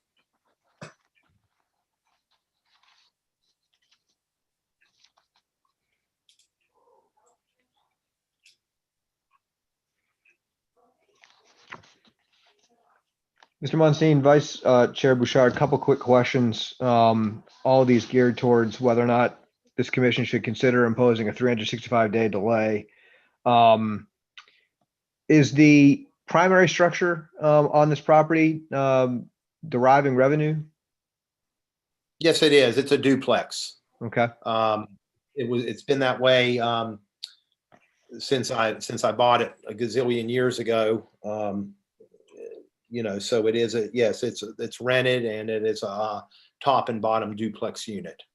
Does the existence or non-existence of this accessory structure in any way impact that revenue flow? No, nobody uses it. It's empty. I mean, the pictures that you saw on the inside of it are just, I mean, nobody uses it. It's the roof. I mean, it is somebody at the structure. I mean, you can see the roof is leaking. It's not watertight by any means. So it's just pretty much sitting there deteriorating, but nobody uses it. And over the course of your 25 years of owning this accessory structure, have you come to understand that it has any special significance other than the fact that looks like it dates from the late 1930s, 1940s? No, I mean, when I put, it was just there when I bought the property, and when we did the siding on it, it was in bad shape. I sided it to match the existing property. What was the material underneath the siding? It's if you look at and maybe you've seen this on page 7, we did remove the siding so you could see it. It's just it is a hardboard siding underneath there. Okay, thank you. Certainly not a masonite siding. I mean, back in the day, they use real wood, and that's what this is. And then on page 8, you can see the interior of it as well. I mean, it shows some deterioration and weathering. Obviously with the siding, it's held up pretty well, but it's regular hardboard siding. Would you say that sorry, Matt, are you finished or? I'm done. Yep, absolutely. Would you say that painting this would restore it, would be enough to restore it? It could. I mean, it would take a lot of work to restore, but the building really has no useful purpose. I mean, sure, you can paint anything, and if you wanted to spend the money, but the goal for me is, again, I'm going to go back to the expanding housing choices. New zoning is, bluntly, as I've said to you folks in the past, I want to take advantage of that and build accessory dwelling units. So that's my goal, my end goal, to do that. So to say anything different, wouldn't be accurate. Mr. Monsing, can you speak to windows that exist? Are they, what type of windows are they? I'm looking, they're vinyl windows in there. They are vinyl windows. When I did this years ago, the windows, just going from memory, I'm sure they were pretty bad shape. And so I did everything to match the house, the existing dwelling.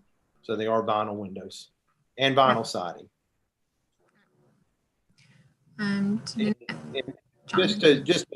If I get approval either now or a year from now to tear it down, we're not going to go, and obviously I couldn't if I wanted to, but we are going to go back with the hardy plank siding. So I think, in the long run, it's going to tie more in with what the Historical Preservation Commission would like.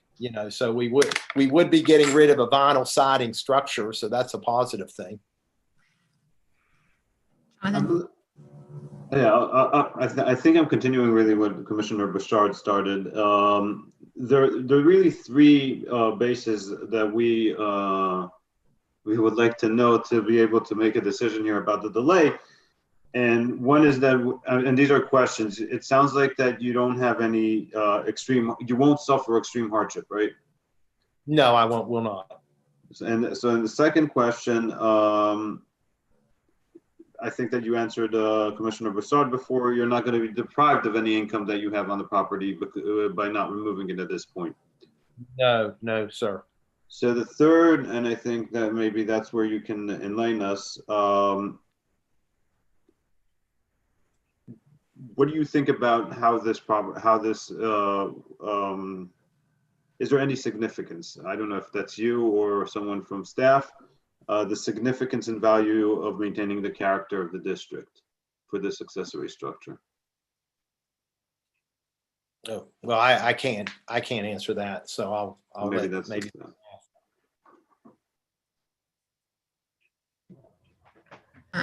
Did staff want to speak to the historical significance of this structure before we open this up to internal debate?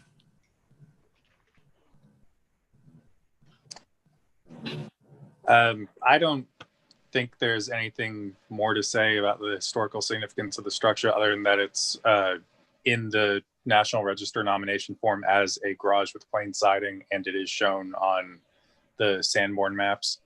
So it is a contributing structure, but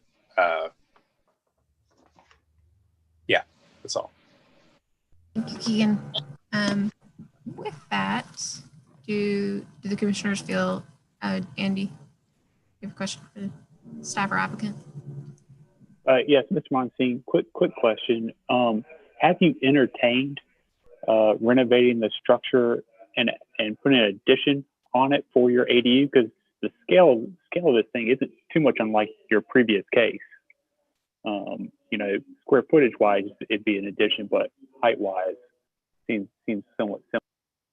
Well, actually, and again, I know we're going. So I can actually the primary structure is actually a 2-story structure, so I could probably go higher with this, but I mean it would make sense. I mean it's a shed. I mean it would be.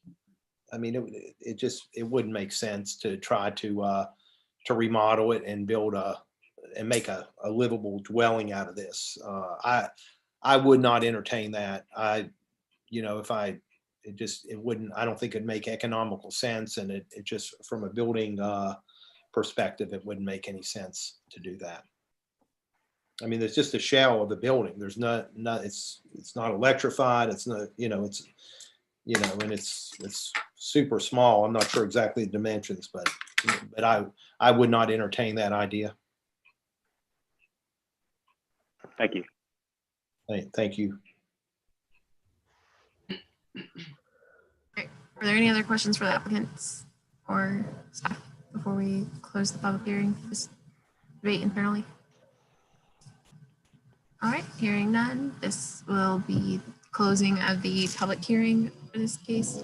Would anyone like to open us up to deliberation on this demolition permit application before us?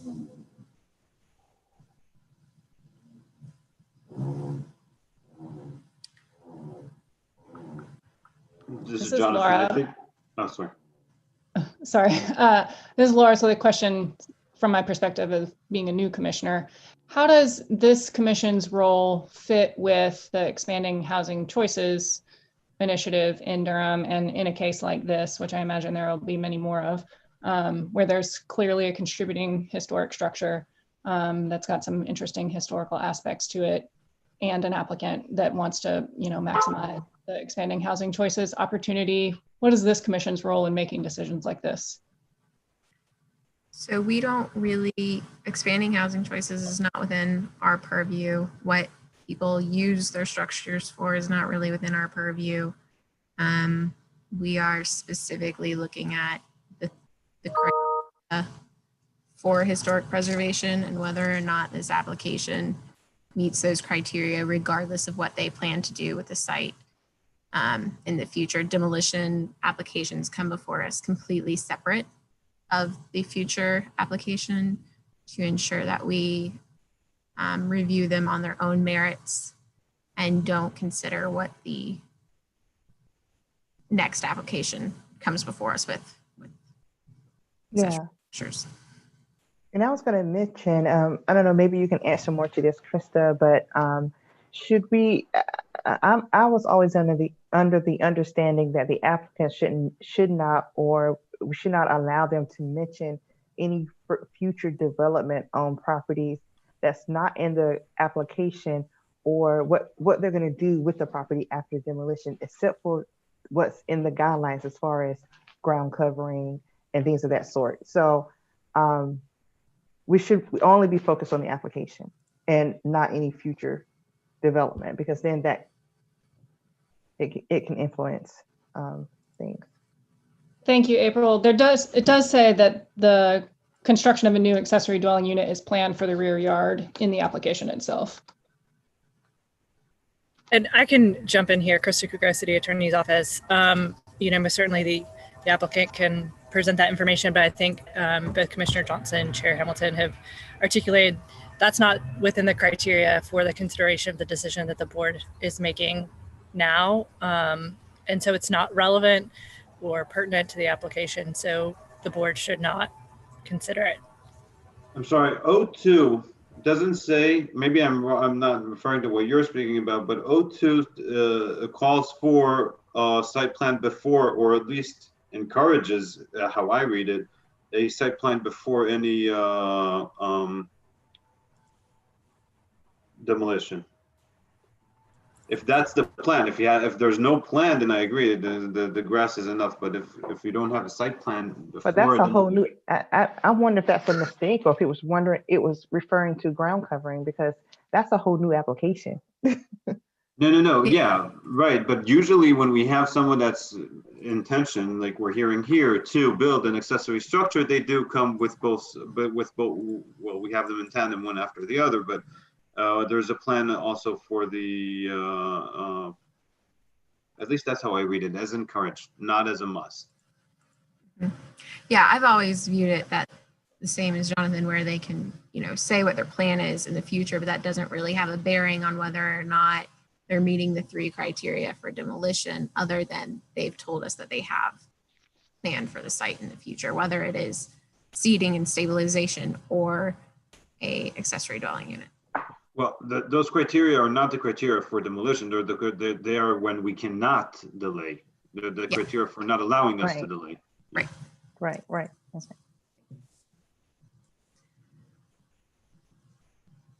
So, Vice Chair Bouchard, we've had a number of really interesting discussions in the last couple of years on these sorts of accessory structures.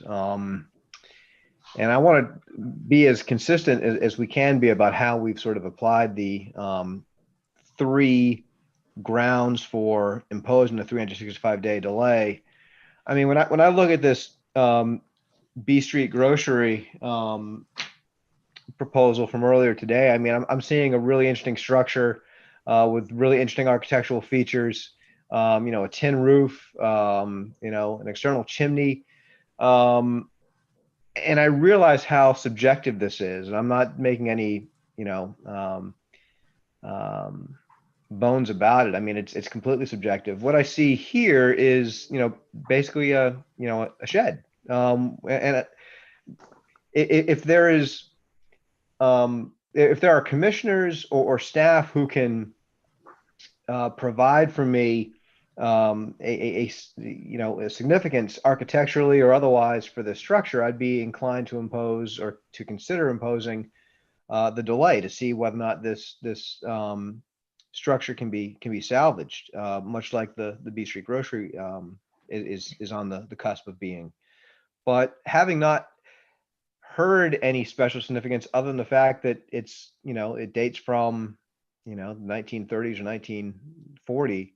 I'm pretty sure we considered earlier this year, either in January or February, a very similar structure and decided that it had no special significance, and we elected not to impose a 365-day delay. So I'm inclined to go ahead and approve at this moment, but my mind could certainly be changed if somebody could provide a compelling case for why this structure might have special significance warranting the imposition of a delay. I agree with you, Matt. I think that had the changes been made on the property when the National Register was being done, it would have been not contributing due to alterations. So with that being said, I think alterations have already been made. And I mean, the building is, I think the purpose of buildings are to be of our service, to be of use to us. And it doesn't seem to be of use to anyone at the moment. So I don't know, any other thoughts from any other commissioners? Arguments? Andy's an architect. The only things that stand out to me are just its placement on the site, being that it's on 2 streets. But I mean, I'm not seeing anything in the materials or its form that stand out. I think April's got a good point just in terms of the way it was seen as contributing in the first place. But I don't think anything's jumping out to me as any significance. That's my architect for you there. Appreciate that perspective. Any other commissioners have thoughts on whether or not this structure contributes to the historic character of the district?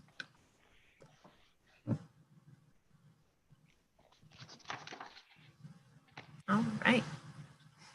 Hearing none, I would be willing to entertain a motion. I'll move. Vice Chair Bouchard, the Durham Historic Preservation Commission finds that in the case COA 2000067, 2113 Englewood Avenue, demolition of accessory structure, the applicant is proposing to demolish a contributing accessory structure dating from 1940, contemporary to the 1940 primary structure. The commission has determined the accessory structure lacks sufficient historical value or structural integrity to preserve it. The site will be stabilized with grass or other ground cover following the demolition, pending additional construction. No further construction has thus far been proposed. Therefore, in accordance with UDO requirements and North Carolina General Statutes, Chapter 160A, Section 400.14, the COA for the proposed demolition is approved without a delay. A question, you said lack, right? Not possess. I said lack. Okay. Sorry, I missed that. Okay, cool. I will second that. Or did nobody else seconded, right? Great. So, Madam Clerk, with Commissioner Bouchard making the motion or Vice Chair Bouchard making the motion and myself seconding, can you please do a roll call vote? Yes. Vice Chair Bouchard. Approved. Commissioner Dan. Approved. Commissioner DeBerry. Yes. Commissioner Fieselman. Approve. Commissioner Goolsby. Yeah. Chair Hamilton. Approved. Commissioner Johnson. Yay. Commissioner Waiters. Yes. Motion passes 8-0. Right, and with that, thank you, Jeff and JB, for coming out and presenting your case today. As always, we appreciate your engagement with the HPC. Just a little care for the tenants. You have deteriorating ceiling over there. I would recommend checking, especially at its condition, the hazardous material over there. Yes, sir. And we definitely will. And Katie, we'll be back. You have one more, and then JB and I are going to be back. Oh, okay. Oh, I'm sorry we didn't put all your cases in order, but we will see you later. All right. With that, we will be moving on to case COA 2000068, 2007 Inglewood Avenue, additions, modifications, and site work. The applicants are Phil Gates, Edom. I'm gonna say Edom. Before we hear from the staff, I would like to have the applicants take the oath, confirm, and it looks like we have Brett Horton and Philip, and I'm not going to butcher your name again. So when you take the oath, can you please state your name and that you affirmed the oath after after Terry presents it. Do you swear or affirm that the testimony you're about to give in the public hearing proceedings for today's case is the truth by your own knowledge, information, or belief? Philip Gates Idom, I do. I'm Brett Horton, and I do. And Mr. Gates Ivan, can you also confirm that you consent to this public meeting being held digitally? Phil Gates Idom again, I do. And Mr. Horton, same, do you consent to this hearing being done in a digital platform? Yeah, this is Brett Horton, and I do. All right, thank you. And now we will hear the staff report. I think this case is Keegan's as well. Yeah, Keegan Sacropani, Planning Department. This is case number COA 2000068, 2007 Inglewood Avenue, additions, modification, and site work. The applicant proposes to remove the existing deck at the rear of the house, including a silver maple tree that is enclosed within the deck. They propose to build, in addition to the rear of the house, an enclosed first floor addition, a second floor extension, increasing the size of the existing dormers, and a new deck attached to the first floor addition. They also propose to infill one window each on the east and west elevation and relocate an existing HVAC condenser and add a second condenser to the east side of the house. So with that, I would like to enter the staff report and application materials into the record and give the applicant an opportunity to speak. Okay, can we, I'm Brett Horton. I'm the architect of this project. I'm speaking on behalf of the owners. Can someone pull up the drawings sheet? Oh gosh, what number it is on the application, what sheet number, page 20 of the 40-page staff report. Is it possible to have that pulled up? Brett, would it be easier if you shared your screen? We have to maintain control with the city. Keegan, are you able to share that, or should we? I'm using my phone for Zoom because I'm so I can do my best to. I will. No, that's fine. I can do my best to talk through what we're doing. I think I can share it. Hold on one second. Really? Okay. Sorry about that. No, that's totally fine. All right. Are you able to see? Is this the page you wanted to look at? Yeah, perfect. Okay. So the first drawing is our site plan, and I'll try and go through these briefly. The site plan shows a sunroom addition off the rear of the house and comes out about 15 feet. We've inset it off the east side, which is at the top of the page, about a foot, and then about 8.5 feet off the west side. And then we're showing a new deck extending 20 feet off that. And then we can go to the next drawing. Just floor plan. This is just a bigger version of what we saw before on the last sheet, but I just want to point out, you can see the kitchen at the bottom right and within the existing house. We're proposing to infill an existing window. The homeowners would like some additional upper cabinet space as part of a kitchen renovation they're doing. And then the mudroom at the kind of top center of the plan, we're renovating that space, which necessitated us moving the washer and dryer. And so we're proposing to put it against the exterior wall. There's a double window right there. We are proposing to infill one of those windows, and then it'll become a single window instead of a double. If we can go down to the next second floor plan, the next sheet. This drawing shows the second floor. There's a dash dot line that shows the end of the existing second floor, and then shows the addition, which creates a primary suite for the owners. And the addition consists of 2 shed dormer extensions over the existing portion of the house, and then a space above the sunroom addition on the first floor. We can go to the next drawing.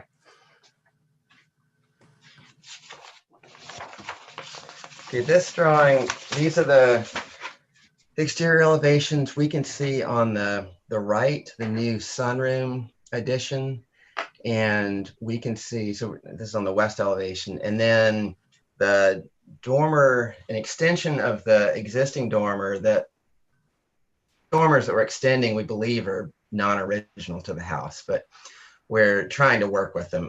We're extending existing dormer out to 2 feet with a 2-foot inside back of the house. And then the roof, we're aligning the ridge of the addition with the ridge of the existing main gable of the house.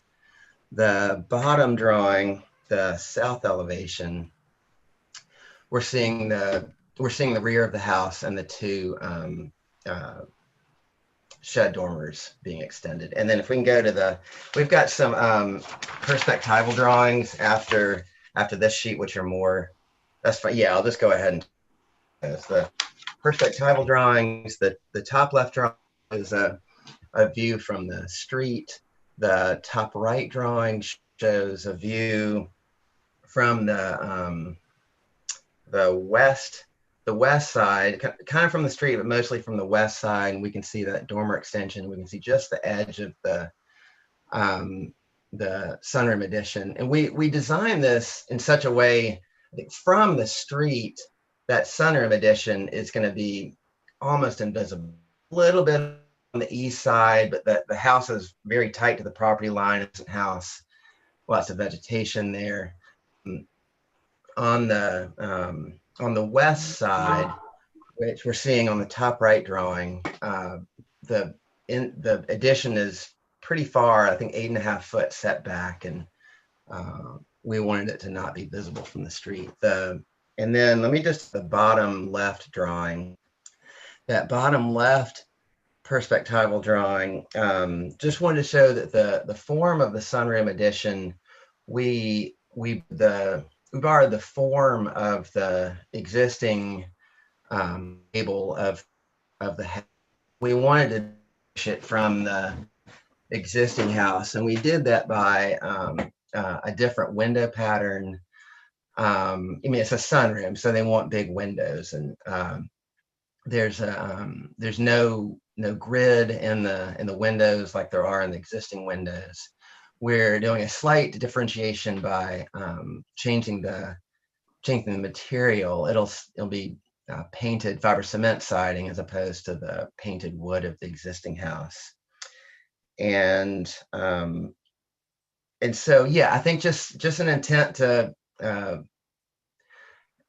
borrow language from the house, but also to make it distinguishable, and also an intent just to minimize any impact from the visual impact from the street. I think that's it. I'll just happy to answer questions. All right, thank you, Mr. Horton. Did any of the commissioners have questions for the applicants or the staff on this case?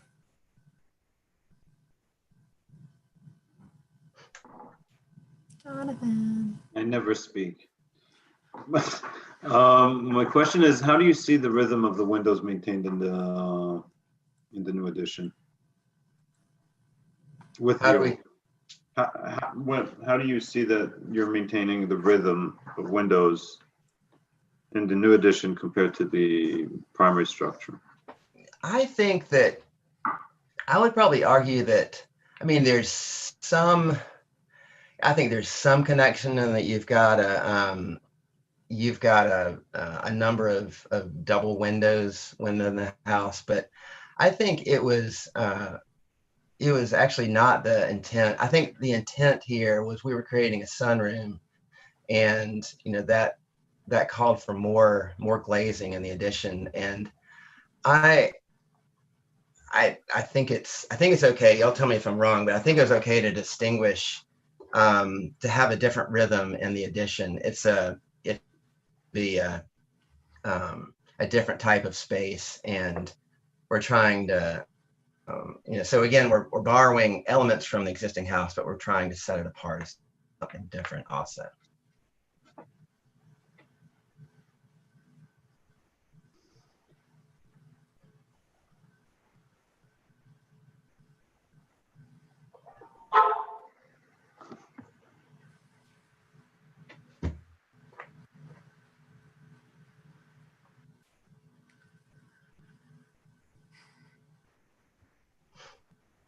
Were there any other questions from other commissioners for the applicant at this time?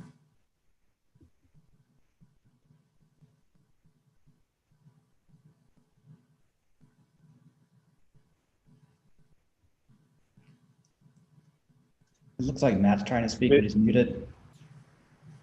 Thanks. My bad. Quick question on the infill windows. Are new openings going to be made and windows moved? No, there's no new windows within the existing footprint of the house. We're just proposing to infill 2 existing windows with siding to match the existing. So removing the windows. We're removing 2 windows, right? But we're not putting them elsewhere in the house. And so I think it's the last set of photos where it says infill window. Those are the windows that would be infilled. That's right. I think, okay. Yeah, I think I know which photo. Yeah, those are the 2 windows which would be infilled. Great. Thank you, Mr. Horton. Removed and infilled.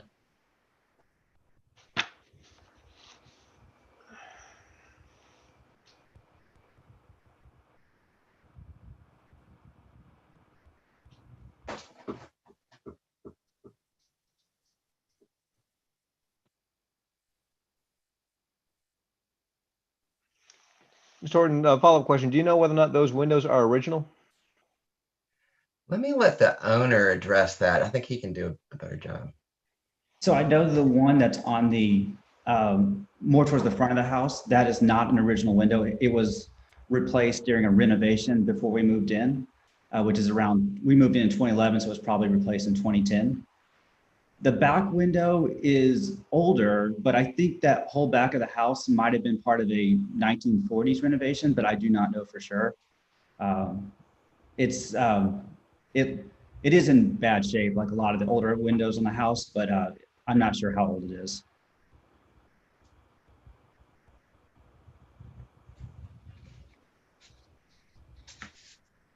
Just to clarify, so the window that was replaced before you bought the property, that's the one where if I'm looking at the front of the house, it's part of a grouping of 2 windows and it's closest to the street?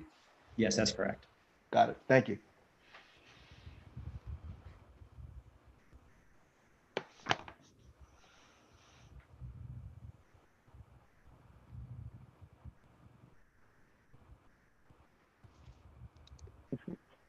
This is Commissioner Woolsey. You guys probably have mentioned it, but would you all recount what is the original structure compared to, I think you mentioned 1940s additions or? So I'm honestly not completely sure where the new structure but there was, I know that the top portion of the house we've been told is where it's kind of like boxy. That is a 1940 structure. I'm not sure about the area below it, what time frame that was added, or if there's a chance it could have been original, but I'm not sure. I think we've got a Sanborn map as part of this. The staff put in a Sanborn map. Yeah, I was looking at that. I couldn't quite tell how, I know how it's a far little, the rear it's a went little back. unclear. Mm-hmm. I scaled the Sanborn map relative to what where the existing house goes back, and I mean, it's like I can't remember the exact number, but it was the Sanborn looks a little bit shorter than what is existing right now, but not by a lot. So I don't know if the Sanborn just didn't get it quite right, or I'm not sure. Thank y'all. Sure.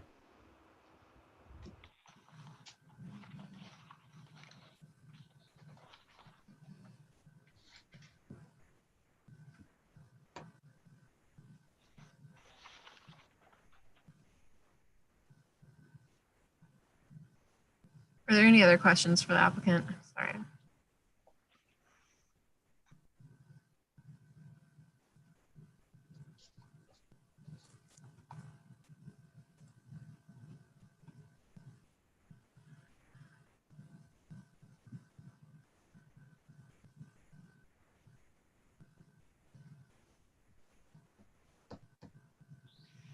Yeah, just one last question here on the windows. I apologize. The one that is further to the back of the house, that is being removed to accommodate the kitchen?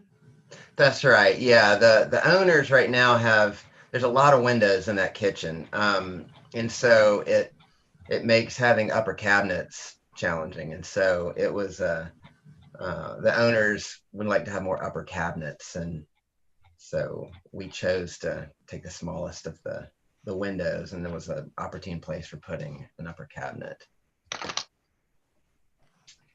The windows that are being removed are they divided light, or are they just the simple double hung? Yeah, they're both double hung with a grid. Phil, correct me if I'm wrong, but the one in the kitchen is going to be a true divided light with wood muntins. The one in the front, which is a replacement window, I'm guessing it's got insulated glass. That's probably simulated divided light, maybe with the shadow bars. That's correct. Okay. The ones that you're removing are that way, or the ones that you're proposing? Well, yeah, the ones in the front part will, I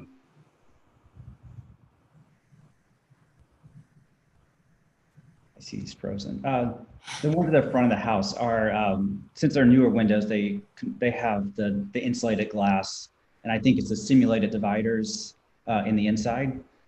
The back ones are like older windows. I'm not sure the terminology, so maybe if Brett returns, but.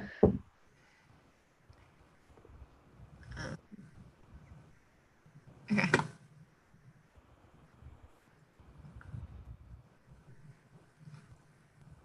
What I'm looking at. Chair Hamilton, may I just provide some information? I just noticed that under the new criteria, and I believe this was overlooked because we were transitioning between criterias when this staff report was being prepared, but the new criteria actually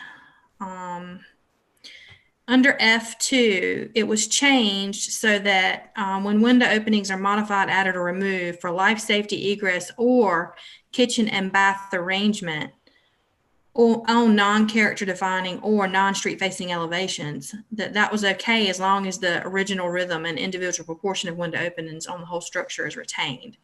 So I think we missed that. This is for a kitchen arrangement, one of these infills. So I just wanted to bring that to everyone's attention that the new criteria actually does address this for kitchen arrangements as long as the overall rhythm, or excuse me, original rhythm and individual proportion of window openings on the structure is retained. Yeah, that's why I asked the question about whether or not that particular window was in the area where the kitchen was being worked on.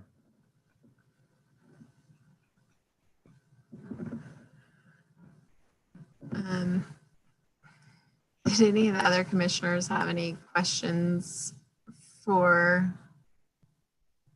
the applicant that is currently on the call?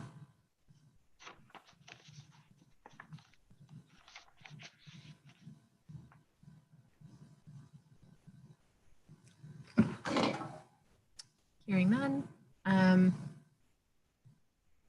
Oh, we have got Mr. Horton back. Sorry about that. I lost my Totally fine. Did any of the commissioners have any questions for Mr. Horton at this time based on the application before us?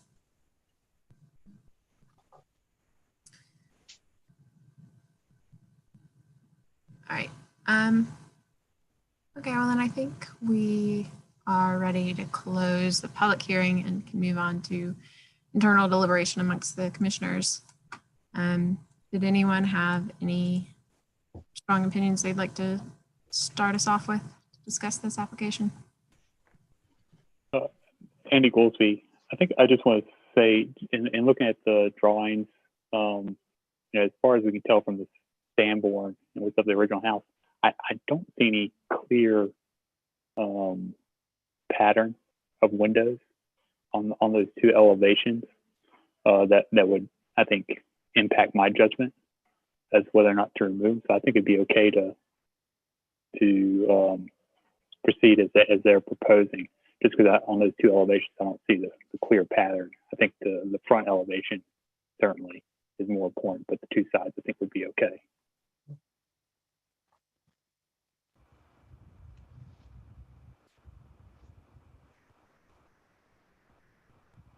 Did any of the other commissioners?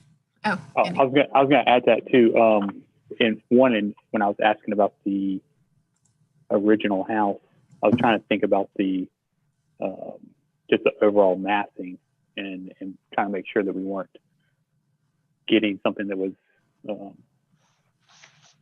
disproportionate to the original structure by compounding additions on here.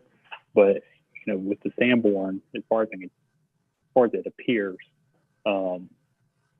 that whole lower floor appears to be of the original construction. So I think we'd be okay in terms of the massing piece too.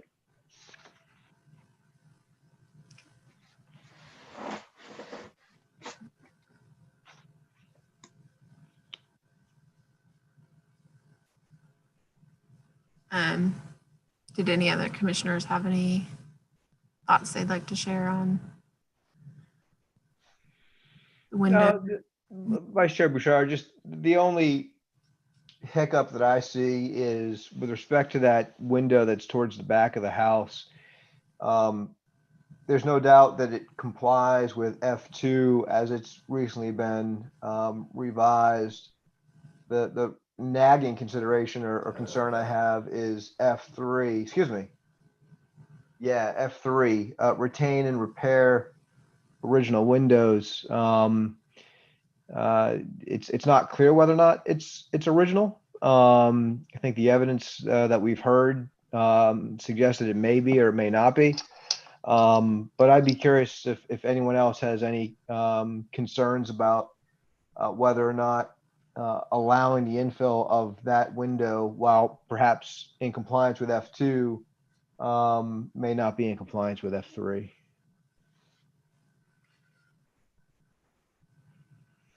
I'd love to see that window reused somewhere rather than pitched, if it's got to come out for that kitchen, which I think there's probably conflicting criteria there.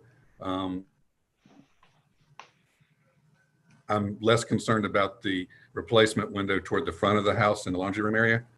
But windows are important. So I would just like to point out, I agree windows are important, but I do think the way the criteria is written, F2 and F3, in my opinion, don't apply at the same time. It says when window openings are modified, added, or removed. That talks about the removal. Then number 3 says retain. That means if, you know, if there's a window there and you're going to keep the opening, then you're going to retain the original window. It's the way I read that. I don't think they both apply at the same time. Otherwise, we wouldn't have written it that way. Just doesn't make any sense. That's just my 2 cents, and wanted to throw that in there. Thanks, Grace. I do think it would be nice if this is the historic window and the other, it looks like it's a double window towards the front that are right. The rear one is the single window. It's a double window at the front. I'm not sure the dimensions, but if it could be relocated, that would be, I think, obviously preferable, but I understand that might not be within the criteria before us. That was when I was asking about because the front ones look like they're, you know, they don't have the divided lights like the others when I'm looking at the picture on page 19 of the staff report for the front ones. And so they seem less historic in nature than the one that's being removed on the rear.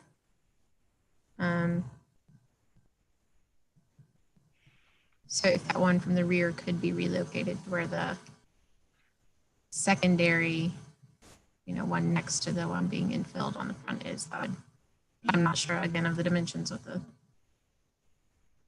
windows and whether it would work with the kitchen.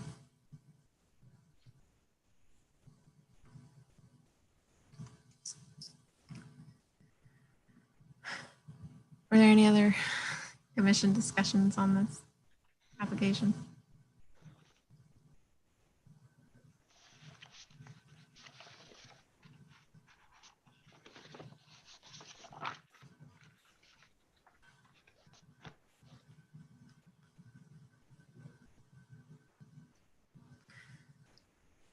All right.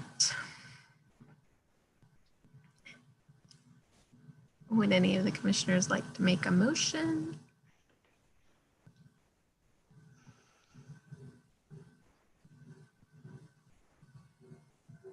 I can do it, Katie. Give me a moment to get to it. Sorry about that.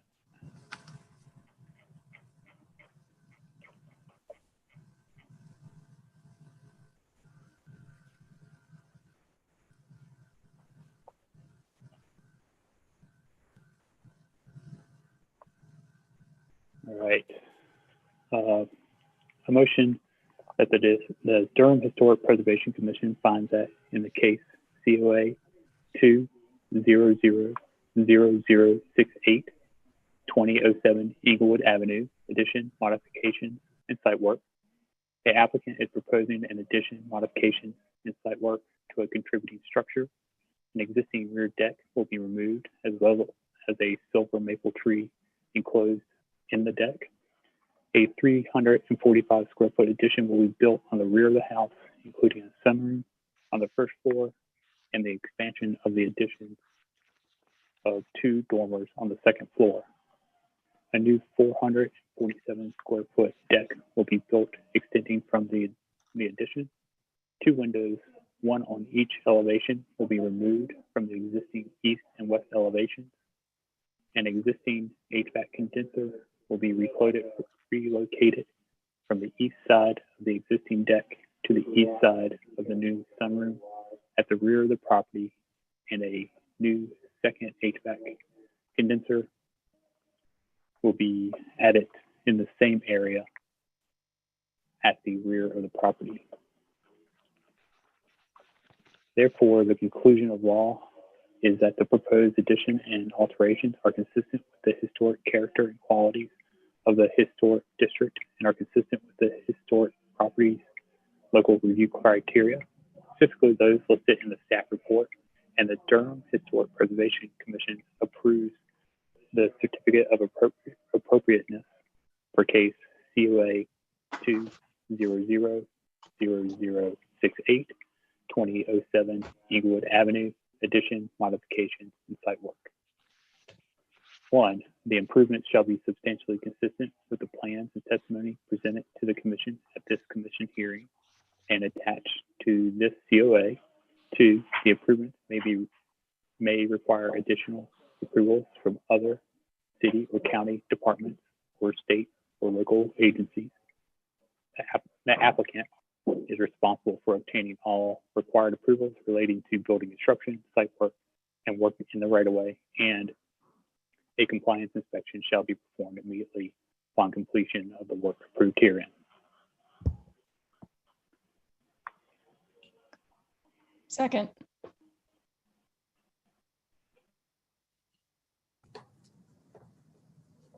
Thank you. With the motion being made by Commissioner Goolsby and seconded by Commissioner Fieselman. Terry, can you please do a roll call vote? Yes. Vice Chair Bouchard, Approved. Commissioner Down.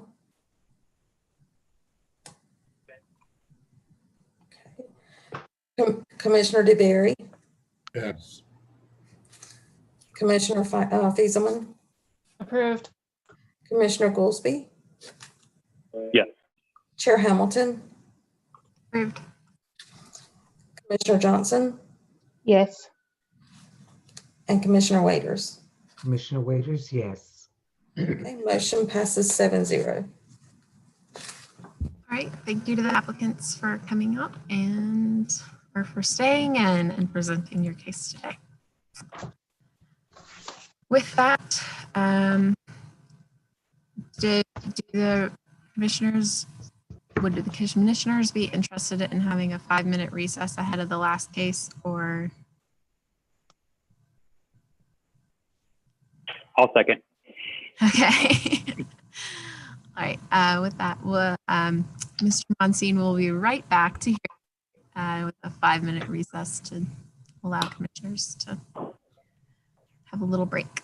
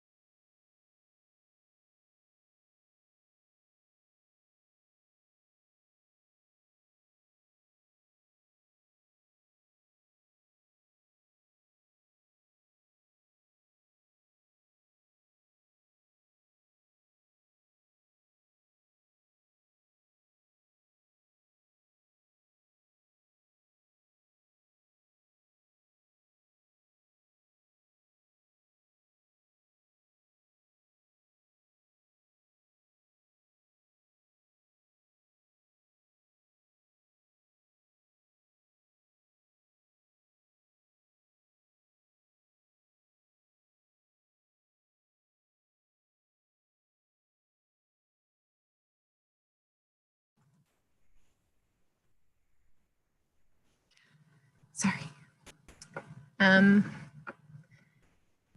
think we are now ready to hear the final case of the day. Are all the commissioners back?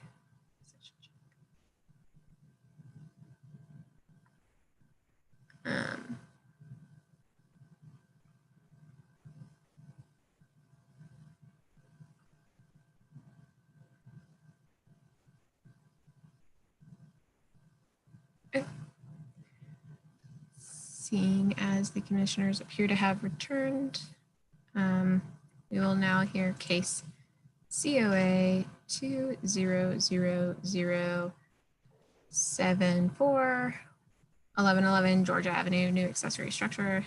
The applicant is Jeff Monsine. Before we hear the staff report, are there any commissioners who have a conflict of interest in hearing this case?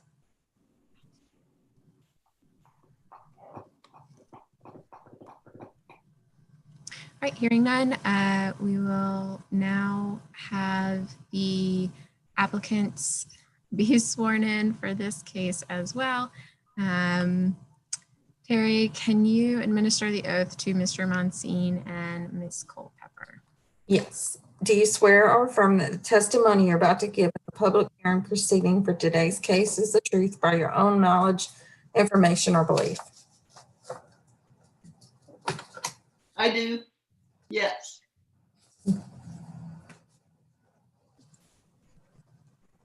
Mr. Monsine. I'm sorry, I had on mute. I do. Thank you. And then, Mr. Monsine, do you consent to having this hearing done with this digital platform for this case? I still do, yes. And Ms. Culpepper, same question. I'm not sure. I'm kind of new to this. So I do. Don't play. You might have to get it postponed. Thank you very much. And with that, we will hear from the city staff, which in this case, I believe is Bo Dobrinsky. Hi, Bo Dobrinsky staff. Good morning, almost afternoon. This is a request from Jeff Monsine, again, for an accessory structure behind a contributing structure in the Watts-Hillendale district. It's located at 1111 Georgia Ave, which is just south of the intersection with Club Boulevard. This will be a one-story accessory structure, approximately, or it'll be proposed at 19 feet 8 inches. I'll show an elevation sheet.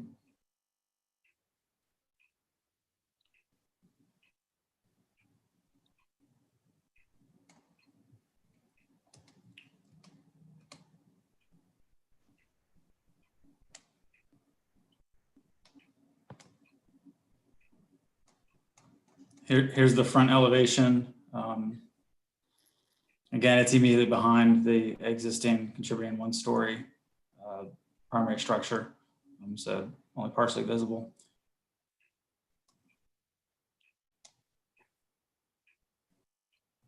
Roof pitch to match the existing structure. And then the last item I'd like to show you is the plot plan and the layout, as you see. Somewhat unique situation in terms of, in addition to the structure, there's a proposed driveway. I'm sorry, there's an existing driveway, but a proposed concrete pad. That's also immediately behind the existing structure. I'd like to ask that my report and all materials be entered onto the record, and that's it for staff. All right, thank you, Bo. Mr. Monsine or Ms. Culpepper, would you like to present any information on this case? This is Jeff, yes. So basically, you folks approved to tear down previously an old building, and then we came back with this proposal, the COA.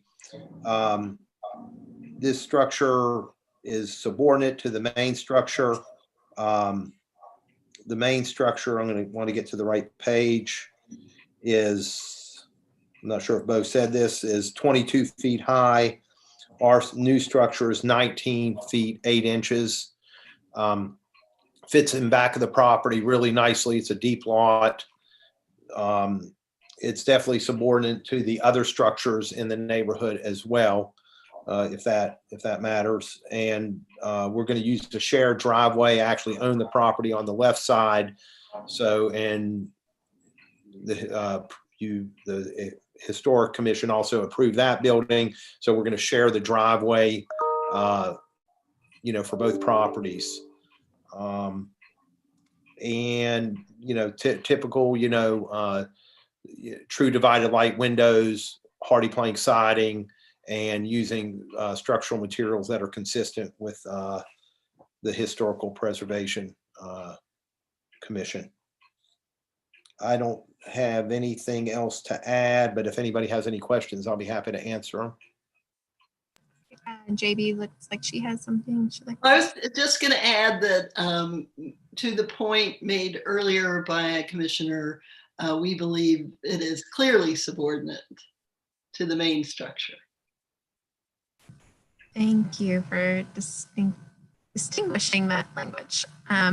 We appreciate it. Did any of the commissioners have questions for Mr. Monsine or Ms. Culpepper on this application? I do. So this appears to be the exact same structure that we looked at earlier for that other lot, is it? It is. It is definitely. I was going to say that, but it is the exact same structure. Correct. So for this application, it's sort of sunk in the backyard and it's clearly subordinate and all those things. But what makes these neighborhoods special is their eclectic housing stock. And I'm concerned that you're going to ask us to approve these all over. And would suggest that maybe their exterior facades be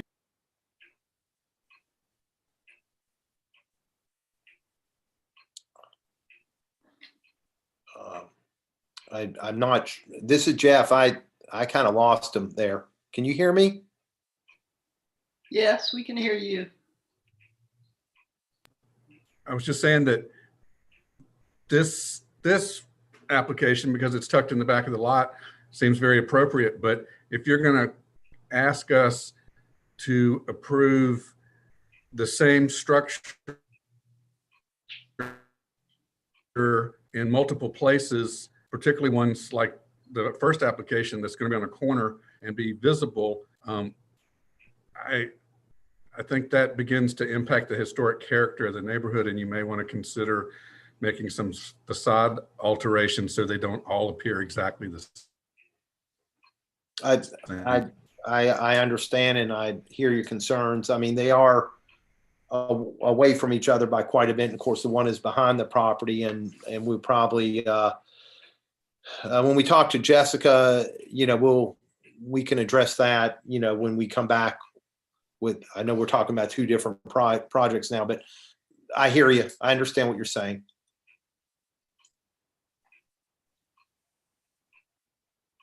I was actually hoping you wouldn't notice. 19 foot 8 inches is a pretty specific number. I know, I'm just a little sense of humor. Did any other commissioners have questions or comments for the applicant on this proposal? To bring a question from the earlier discussion that seems like it applies here, can you speak to the materials used on the driveway? You've got concrete proposed here, but per our earlier discussion, is there a more historically accurate material that would be a fit? Well, we are proposing concrete on this. I haven't entertained any other product for the driveway, but I was planning on using concrete. There are plenty other concrete driveways in the district, so we were going to go with concrete on this one. And Katie, or Madam Chair, and just want to point out that this duplex next door that is finishing up construction to address the commissioner's concern was approved with a concrete driveway. So we're proposing to match that for the parking area, the parking pad that comes off of that, what will be or is that existing driveway. Got it. Thank you, JB and Jeff. Were there any other questions from commissioners on this application? Okay, hearing none, we're going to close this public hearing and move on to discussion amongst commissioners on this application. Does anyone have any questions or concerns or issues to bring up to discuss amongst the commissioners?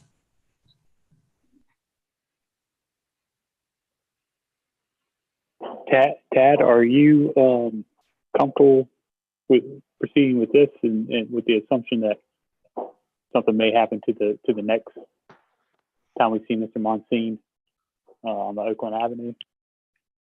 Yeah, I think this one, because it's in the back of the lot and it is clearly subordinate and it's not going to be seen. And right now it's a unique design, right? But if he comes back with the exact same design in multiple places, that's where I would have a hard time approving future ones. I have no problem with this one. And if it was a one-off, the other one, if it was scaled differently. So it's not, you know, I'm just trying to sort of look ahead versus this specific. All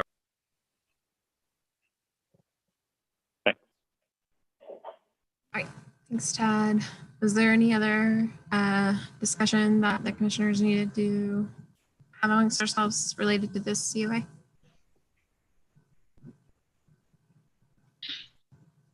All right, hearing none, I will entertain a motion. Is there any commissioner who would like to make a motion?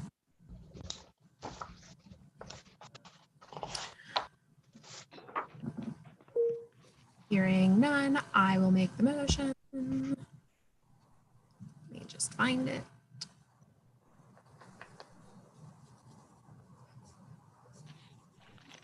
Katie, I can do it. Okay, thanks. This is Vice Chair Bouchard.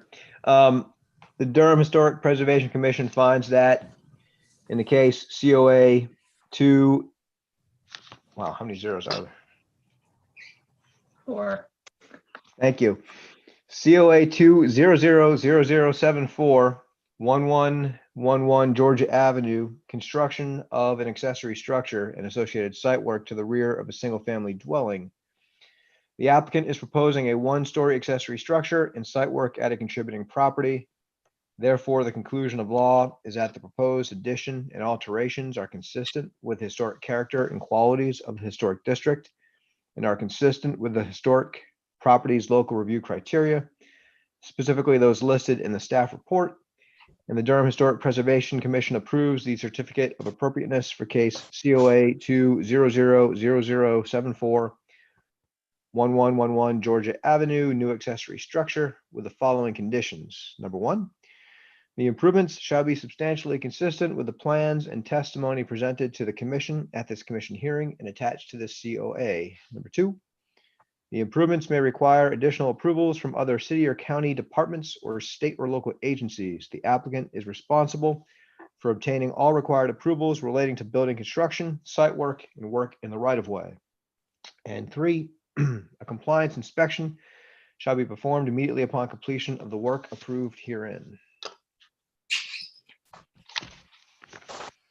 I second. So with Vice Chair Bouchard making the motion and myself seconding, Terry, can we get a roll call vote on this case? Vice Chair Bouchard. Approved. Commissioner DeBerry. Approved.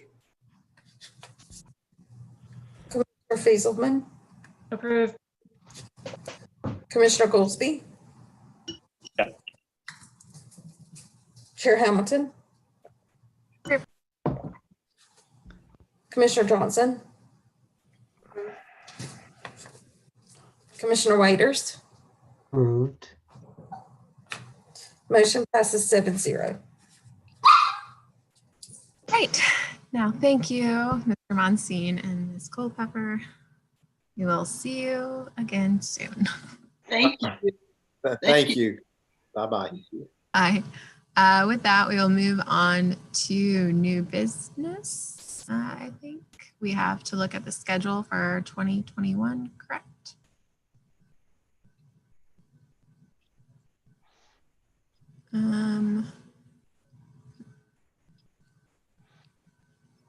So when I pull up the link in the staff report to the schedule, it is linking to the draft minutes for me. Could staff share the schedule, perhaps?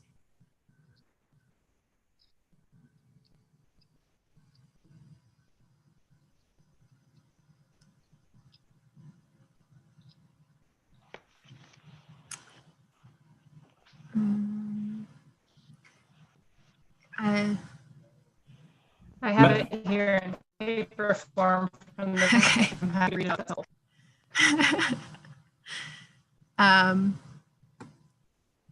Yeah, if you can read it, that would be great. Great.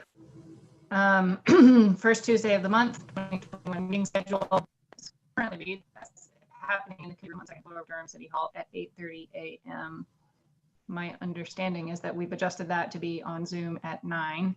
And the dates are January 5, February 2, March 2, April 6, May 4, June 1, July 6, August 3rd, October 5th, November 2nd, and December 7th, all 2021. Thank you, Laura. Do any commissioners want to have any of these meetings adjusted? So we moved this time last year, this current meeting to the 10th to accommodate Election Day. Obviously, we'll have municipal elections next November. I don't know if there is as much urgency to trying to protect Election Day next year as we felt last year. It was important to protect November 3. But I thought I'd at least put it on the table in case folks felt it was best to not conduct our meeting on the same day that folks might be trying to vote. What's the date for the election day? In November? November 2nd, 2021. I think that's a valid point, and I would say that as city and county representatives on this commission, we should encourage residents to vote in their local elections, and moving our date for that meeting back would be appropriate in my opinion. Do all commissioners agree? Yes, I agree. Commissioner I agree. Yeah. Great. Are there any other dates on this list that commissioners saw as problematic for any reason?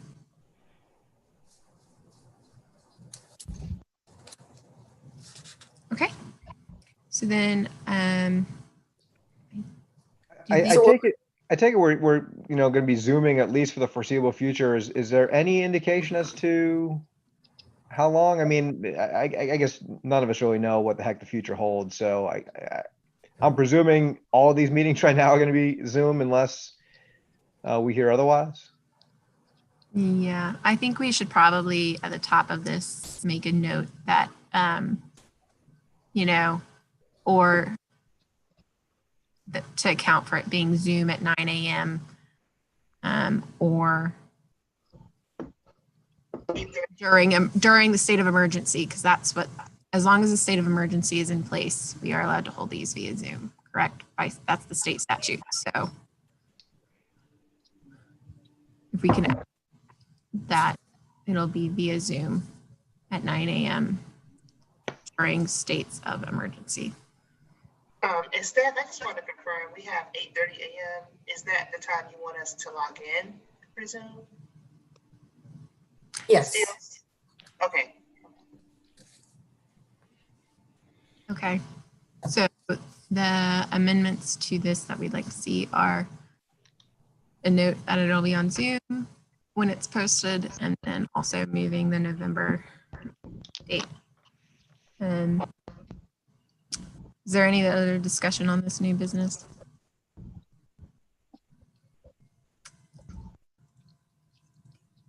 November 8th is November 10th. Is it 8th? 9th. 9th, yeah. You know, +7 from the other date. Yeah. All right. Thank you. So I think with those changes, we would approve this meeting schedule as noted. Correct. Do we need a vote on this? Yes, I think we do. Okay. And Terry, can you have a roll call vote? Yes, and I made notes of the amendment. So Vice Chair Bouchard, Approved as amended. Commissioner DeBerry, Approved. Commissioner Fieselman, It looks like she dropped. okay. Commissioner Goolsby, Yeah. okay. Chair Hamilton, Approved. Commissioner Johnson, Approved. Commissioner Waders. Approved. Motion passes 1, 2, 3, 6-0. Thank you, Terry. And with that, is there any other business that the commission needs to have brought before them? Just thought I'd ask for planning purposes, if we had an idea of what the December meeting is looking like, how many cases we currently have. Obviously, we've got Mr. Monsine coming back, but how's it looking other than that? There will be several. I don't have this specific count in front of me, but I would count on a similar load. So block at least until noon, it sounds like. Please do. Okay, thank you. Thank you. All right, hearing no other business, I think we are safe to adjourn this meeting at this time. I appreciate everybody spending their morning on here. It was great to see all your beautiful shining faces. Y'all have a good day. Before you leave, check out UNC TV's show Impact, NC Impact. I'm on there with Ramona, and I think some of you may know Ted Alexander, and we're talking about the economic impacts of historic preservation. That was a nice little show. I think it already aired, but I think it may air again. Well, before you leave, know that I did observe the airing, and we should all be extremely proud of April. She did an absolutely thank you. Beautiful job. That's great. It's awesome. April, you're such a boss. I wish. All right. Bye, y'all. All right. Thanks. Bye. Happy Thanksgiving, everybody. Be safe. Happy Thanksgiving. Yes, you too. Bye.